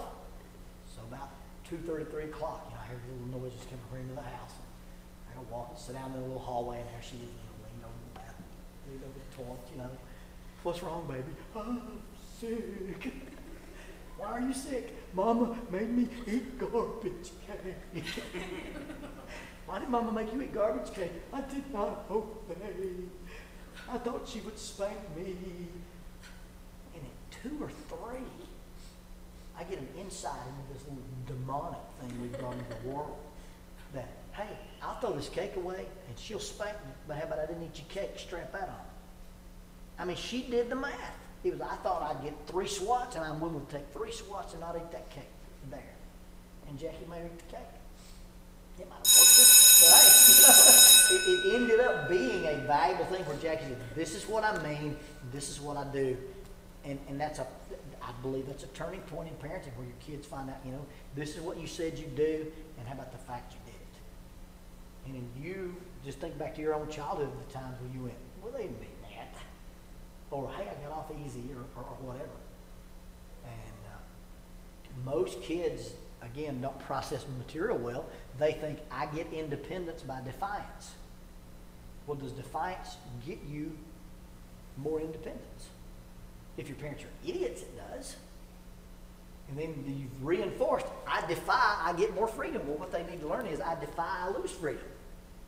And then you teach them the way to get freedom is to be responsible, is to be in line. But a lot of times we do just the opposite. We teach the wrong thing. You're disrespectful and I give you your way. No.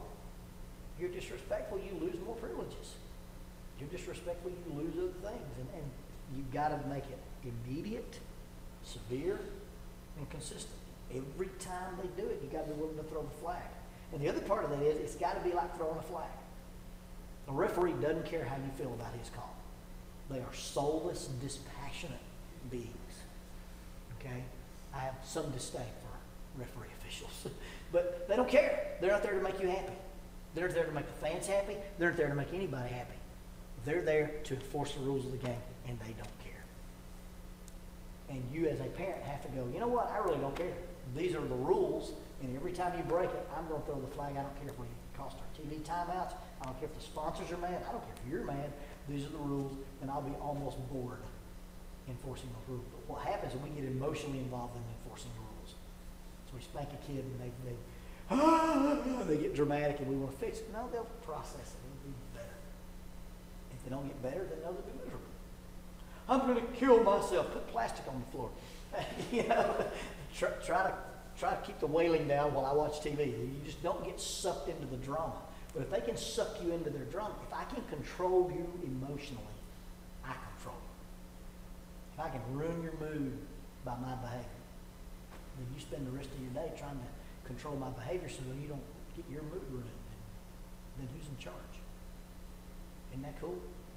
And kids learn pretty quick to figure out, you know what, I can throw a little drama here, and I'm in charge of all this. Look, if you're going to stay in here with us, you're going to have to act happy. If you're not going to act happy, go to your room. Just plain and simple. And then some days, we wanted to have breakfast together and have a little family devo. Well, that just, Lonnie Beth felt like, she'd been, having her nails pulled out by the roots because you had to get up early. I said, look, you don't have to be happy. You have to be here. So you might as well, and then she'd, grouse in there, and I think secretly, she kind of enjoyed it. And at that age, we just kind of want to have eyes on her before she went to school. See what she was wearing, oftentimes, well, congratulations, I didn't realize you've got a job at the Hooters. Go put something else on. Oh, Dad, go and come back. And so we just made it kind of a family time. Well, she didn't ever come in there bouncing and giggling, but she came in. And I said, you really don't have to be happy, you just have to be here. And same thing about, attending worship services. I'm going to put you here because that's between me and God. Whether you pay attention or not, that's between you and God. But I'm going to have you here.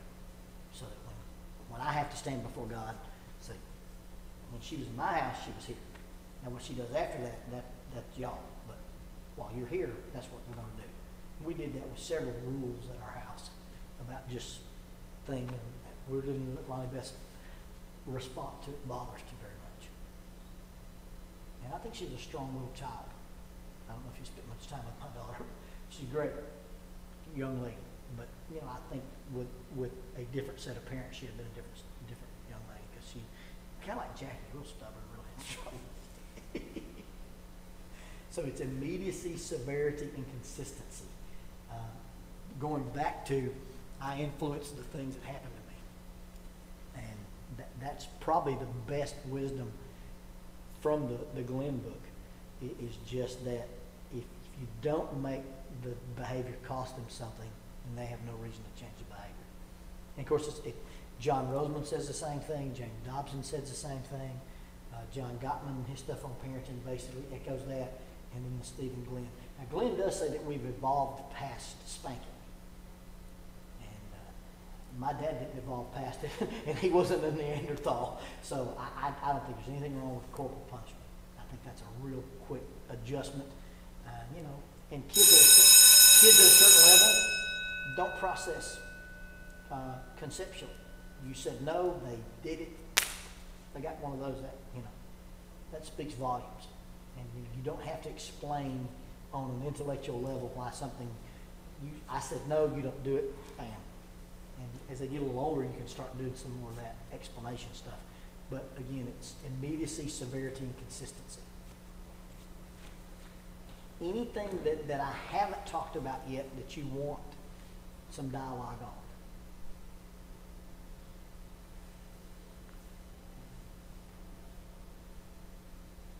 Unfortunately, my children are perfect, so Yes. I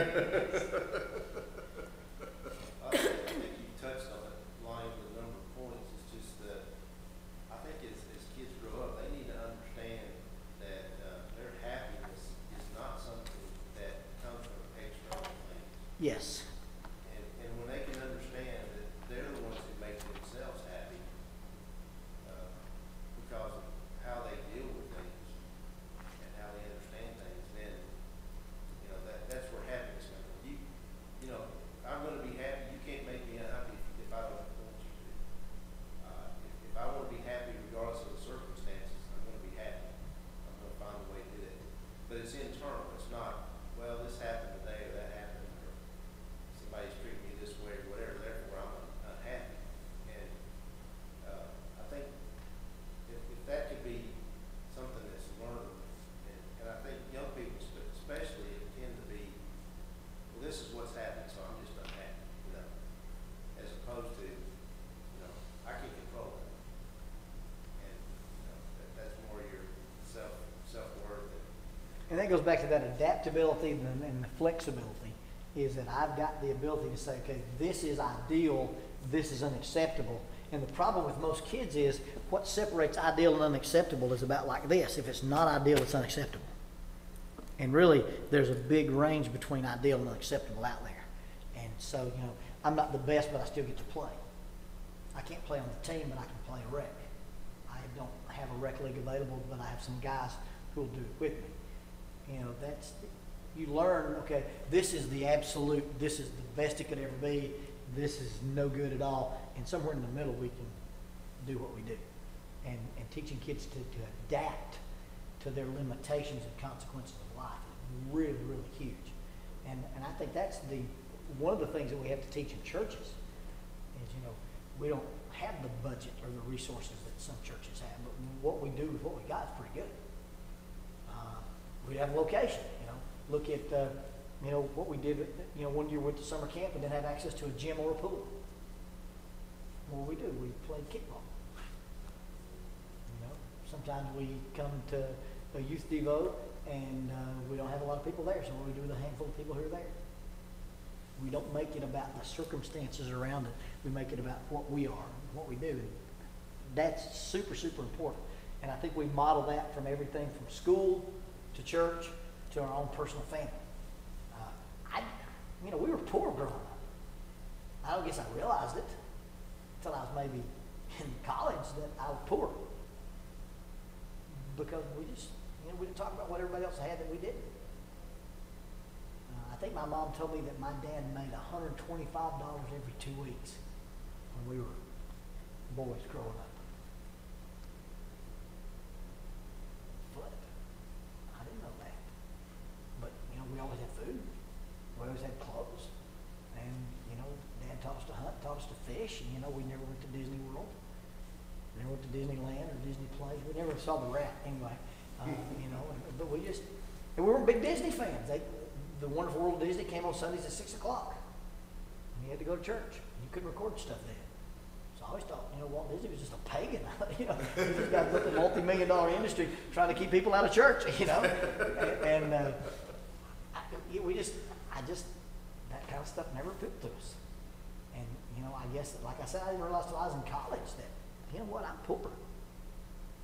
And we just made do. I mean, and we didn't spend our time worrying about what everybody else had. And the crazy thing is that the people that we grew up with and around who are incredibly, incredibly wealthy, there's a construction magnate at our home. He bought some property for pennies on the dollar and then built one of the first big, huge subdivisions out of it. And then there's a medical doctor. Well, you know what their highlight of their month is? If my dad comes up here and fishes with me, if I fillet the catfish and my mom and dad go home and fry it and bring these guys in because their wives can't cook catfish and the husbands can't catch it. And so, here are these two extremely wealthy, powerful people, and they don't know the simple pleasures of life. I mean, it's funny to me that kids don't look at what life is about, and they look at oftentimes what life is not about. And the one-armed rock climbing kid story, where the kid said, "Don't tell me what people with two hands do. Tell me what I can do with one hand I've got." And I just feel like we've got to teach kids, this is who you are, this is what you can do, this is what you can't do. Make peace with it. And we spend so much of our time worrying about what's not rather than celebrating what is. Yeah, that's when we come here today. I mean, everybody experiences that, disappointments or things you thought were going to go a certain way or you didn't get. That's just part of life. And Tim talks a lot about expectations. And if this is expectation and this is reality, the degree that there's a gap there is going to be the degree of unhappiness or adjustment or loss that you feel. Well, and I do a lot of, on a scale of 1 to 10. Well, on a scale of 1 to 10, if the best you can get is a 7 and you're hitting a 5, you're knocking a home run. But if you're measuring a possibility of a 7 to an unrealistic expectation of a 10 and you're hitting a 5, then you're miserable. And I think you got to look at what you've got. And maybe I'm just a spin doctor, but I really do think that, I've got a truck with 240,000 miles on it. It's a pre-runner, and it will do certain things, it won't do certain things. But I don't expect it to perform like a Porsche. It performs like a 2004 Toyota Tacoma with 204,000 miles on it. That gap comes into, sometimes it's more the parents, like you want your child to be the smartest or the best behaved, and maybe they're not, and you want them so much. I've seen people like, oh, don't paint that face purple. You don't paint faces purple to a 2-year-old. It's like, they don't get it on the floor. You're in good shape. Yeah. If you're not painting the floor, you're good to go. And I was real relaxed academically as a student. I consider myself a people person necessarily. And Jackie's that. Well, she's a teacher, so she came through school with, I want to be compliant, I want to be praised, I want to be noticed. She graduated, 4th in her class and all this kind of stuff. So my expectations for Lonnie Beth in school were way different than Jackie's were. Well, we ended up with a child with a learning disability in mathematics and written languages. And, there's some things that just weren't going to happen for her academically. She exempted the math portion of the graduation exam in Alabama. That's how severe her disability was. Well, I knew we weren't going to have an A student. I knew we were going to have an AB student. But we're going to get B's and C's if she worked. And I just didn't raise those expectations that it wasn't, here, I've got a master's degree in psychology and Jackie's an educator. Our kid's not on the dean's list. Well, I knew what kind of kid I had. And I'm pretty happy with what she can do. She can weld. She can write with a plasma cutter, better not write with a pencil. She can paint, she can draw, she can tie any knot I can tie. She could do a vertical rescue when she was in the 7th grade using rope gear. She's 4'10" and got recruited to a Division I school to play volleyball. And then I had, you'd rather do that or make a 30 in your ACT. Now it'd be nice if you could do both. She did. Well, it just so happens that the NCAA will take your composite score for your ACT, so she took it 5 times and added all those numbers up and got to go to college. The rehabilitation services don't know what to do with her now that she's graduated college because they never had a kid in rehabilitation service graduate college. I'm okay with that. Now, is she ever going to work at a Fortune 500 place? No. Is she ever going to have a credit card? I hope not. She can't do math. But, you know, it's just, you know, they send her those little applications. I write, she has a mathematical learning disabilities documented. Send her every card you can. You know? And they know what they get. It's informed consent, you know. But I quit a long time ago trying to make her the kid I was going to be. And Jackie learned not to make her the kid she was. And, you know, we got what we got. And especially, I was, and this may be a good thing or a bad thing, we did not raise her based on people's expectations of what a minister's daughter should be. We raised her based on our perceptions of what God thought she should be. And she probably landed a little to the left of where I'm comfortable. But I don't get to make those choices anyway. You know, she would tell me, Dad, what I wear, the little old ladies at church are going to have a heart attack, but I'm more modest than the girls I go to school with. And at some point, I kind of made peace with that. You know, she, in her mind, said, I'm different than the girls at school, but I'm not necessarily going to conform to that. Now, the sweet thing happened when she called me. She said, now, Dad, you know when I go to college, I have to use your dress code. I said, you can wear anything you can afford. Dad, can you send me some blue jeans? The coach won't let us get on the bus. We have holes in our jeans. You mean the pagan coach has a dress code? No. Tell me no. Now, what'd you say again? Dad, just send me some money for the jeans. Awesome, you know. She got hired by Shore University, and they're basically a Baptist-affiliated school. And Dr. Dallas, the president of the school, has a dress code for the office. So she said, Dad, I have to buy some Dallas-approved stuff to work in the office. I said, you mean the pagan Baptists have a dress code? No! You know, it's been real fun to kind of watch that stuff happen. And we just tried to not make mountains out of molehills on some stuff. And, you know, we didn't worry about what she wasn't. You know, she roomed with a girl at Troy who was the setter for the volleyball team and was also at school on an academic scholarship. Well, they called one night, and Lonnie Beth has taken the wall socket apart with her tweezers to fix a short in their room. And the girl with the 4.0 didn't know how to take a wall socket apart. She's changed 3 or 4 tires at school for boys who had flats. I taught her to change tires, you know. She can change oil. She doesn't like to, but she can. She can shoot with either hand. You know, she's Dad, a lot of my friends are real liberal. They don't know I have a concealed carry permit and I have a pistol in my car. She said, I don't want them to know it. I said, well, that's cool. Just, you know, I said, so what happens if somebody assaults you and Tyler? She says, I'll take care of business. She knows she shot the Terminex guy. A couple of weeks ago, he came to our house, and she was home from school and I was at the office. My phone rang. Hello? Dad, there's some guy at the door.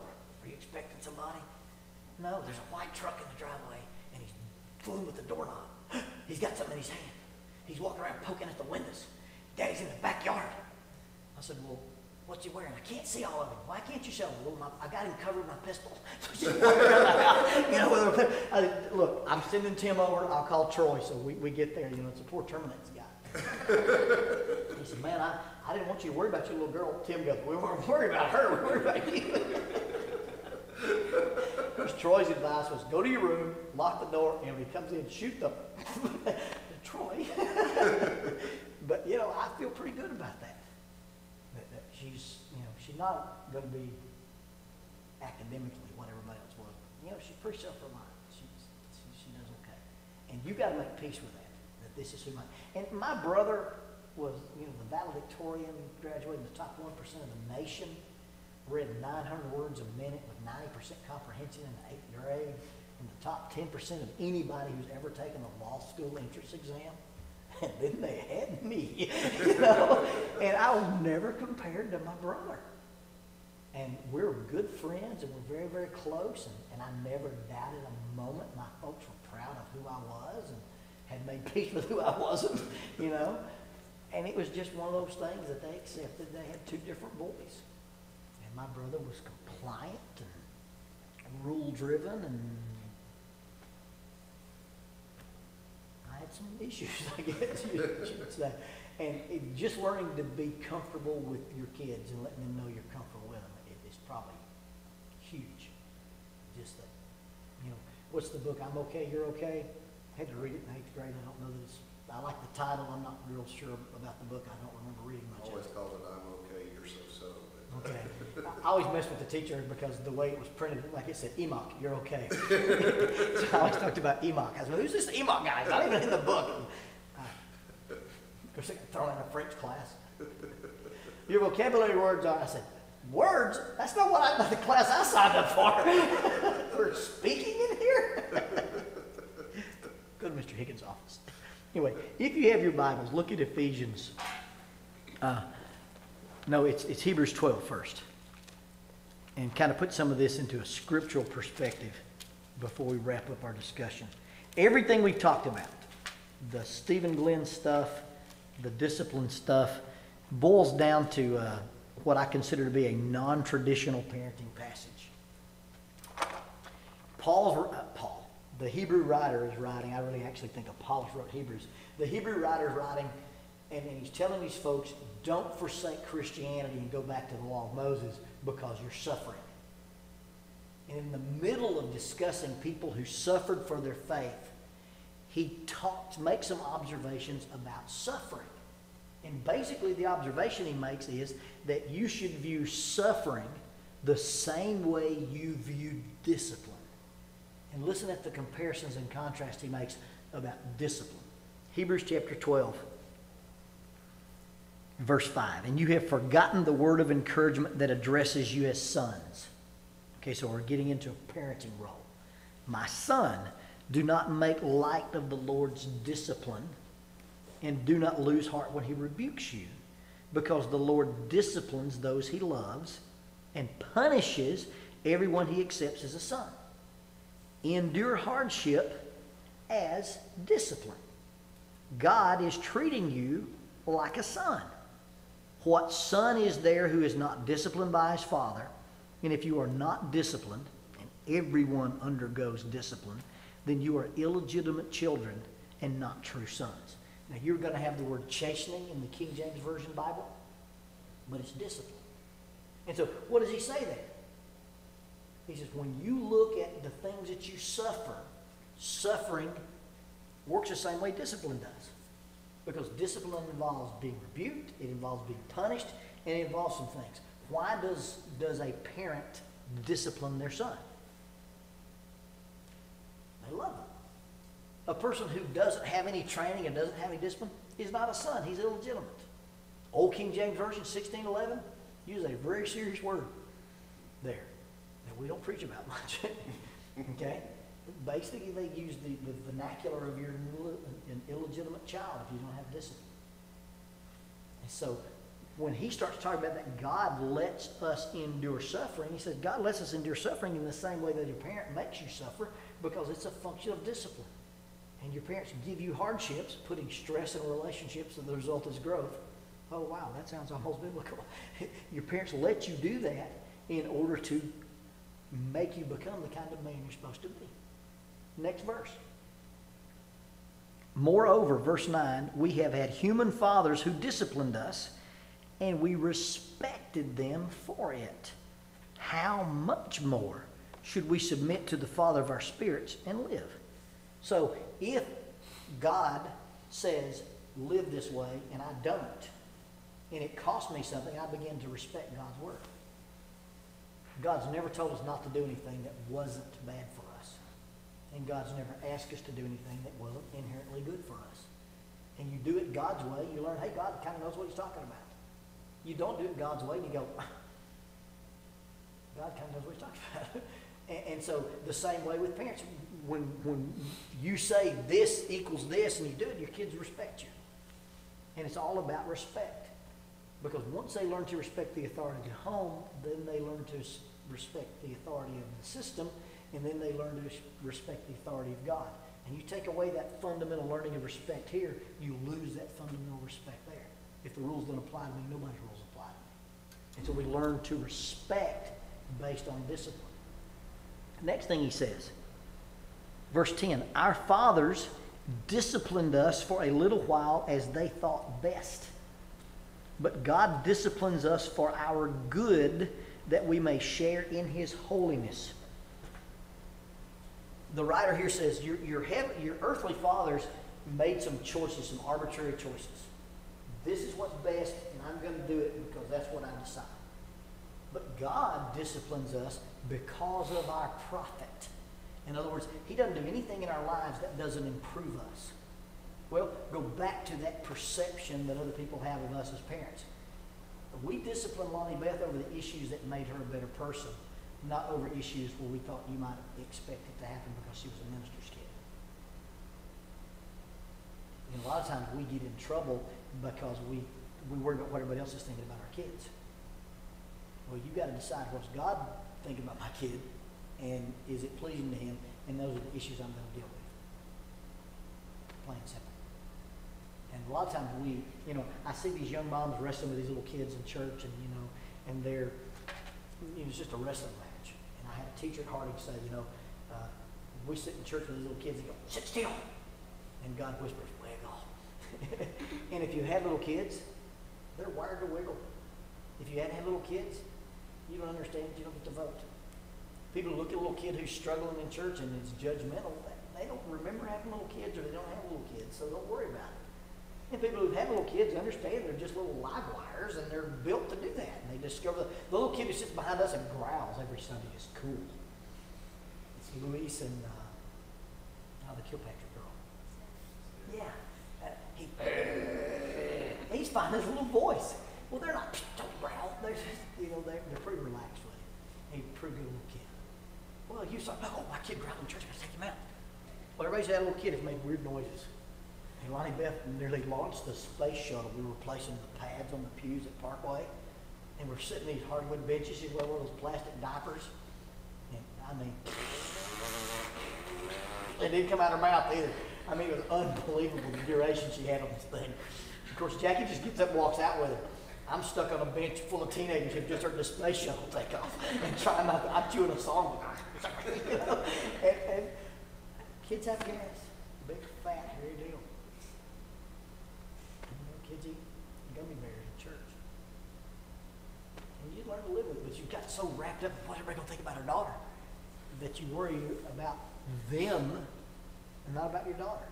And so you discipline your children according to the things that make them better children, not that make me feel better about your kid. One of the most empowering things I ever did was learn to be able to say, I'm comfortable with the fact that you're uncomfortable with me. That's pretty cool.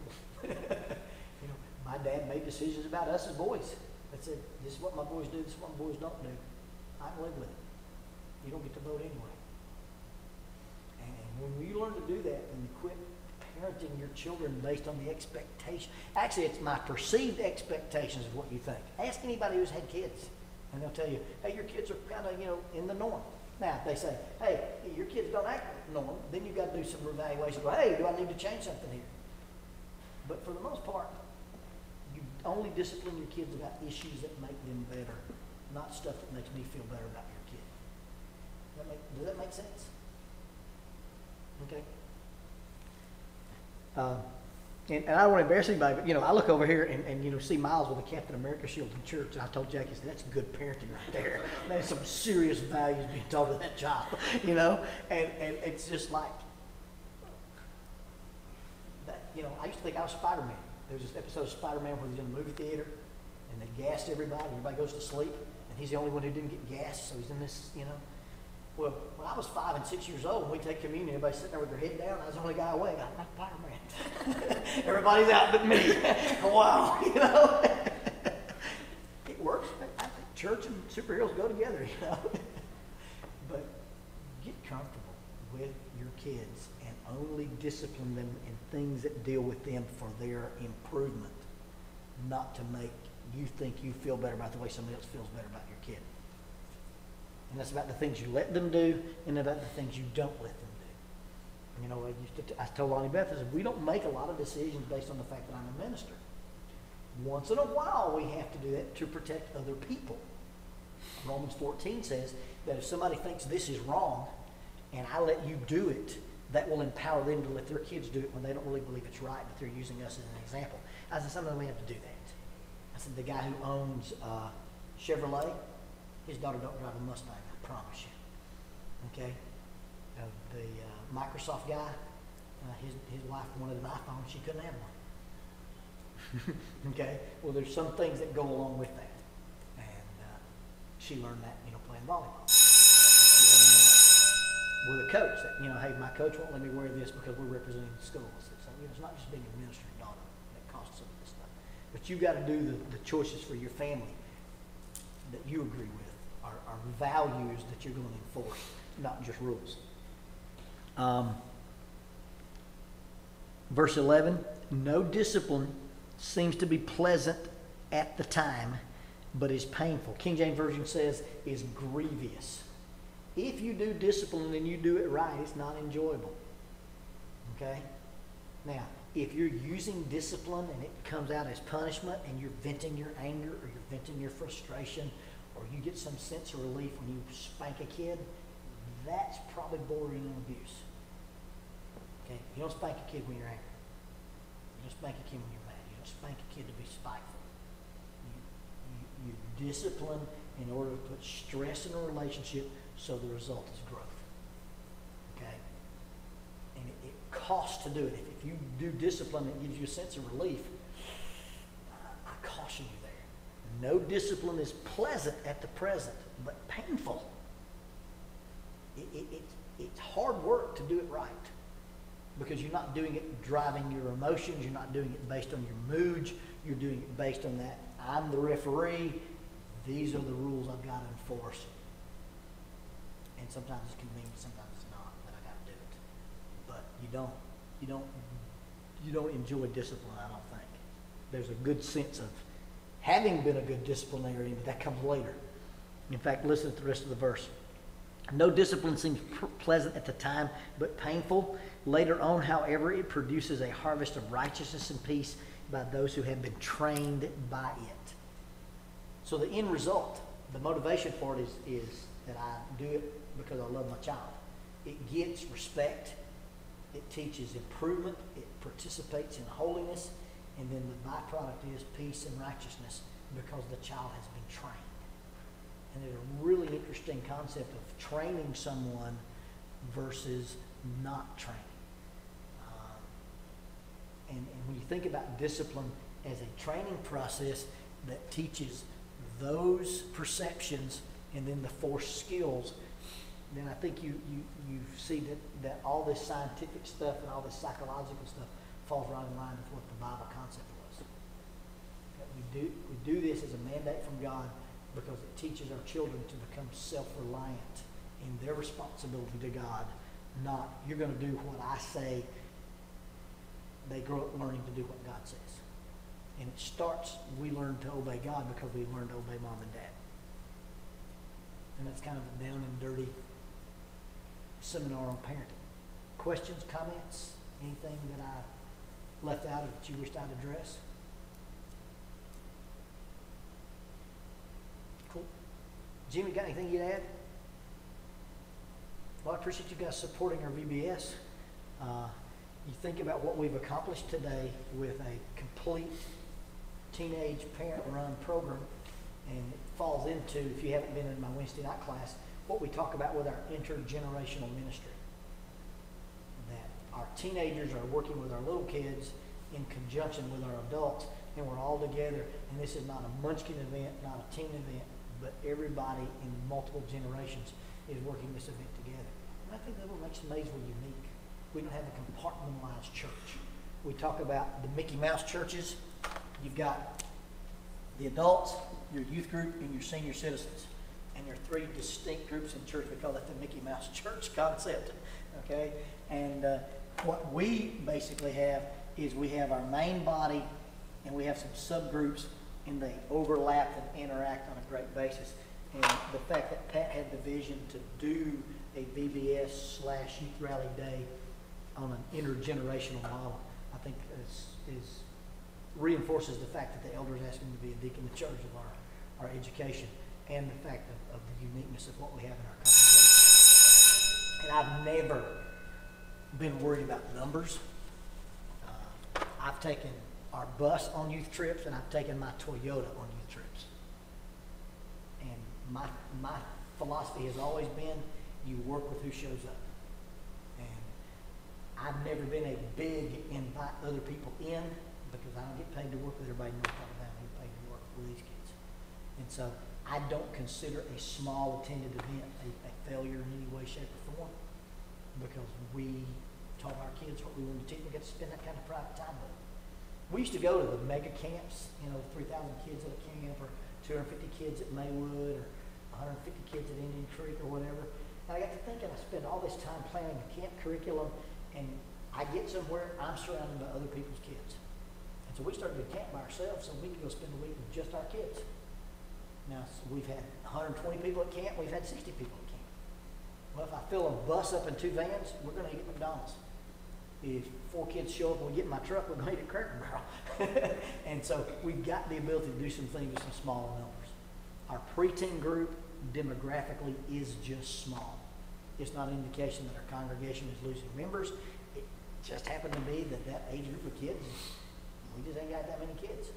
So we're going to have to get used to some small events. I'm not in the least bit discouraged by it. I don't want you to be either. You work with what you got. If you look back over the last, 6 years, how many seniors have we graduated out? 30 kids? Well, then after we're going to have a smaller group when you have that large group of folks. And so we've got a small demographic in our preteen area, but I don't think that's an issue with me. I think a lot of people see it as an issue. It is what it is. I've done this for 32 years. I've had large groups, and I've had medium-sized groups, and I've had small groups. I've had Monday night Bible studies at my house with 6 people. I've had Monday night Bible studies at my house with 54 people. We still have Monday night Bible studies. I'm just not a numbers person. Church growth is not about how many, what kind of quality stuff you do with the people who show up. So I appreciate you guys supporting our event. I appreciate you bringing your kids to it, and I hope it's been beneficial for you today. And I think we get to eat lunch and then start our teenage portion. Thank y'all very much.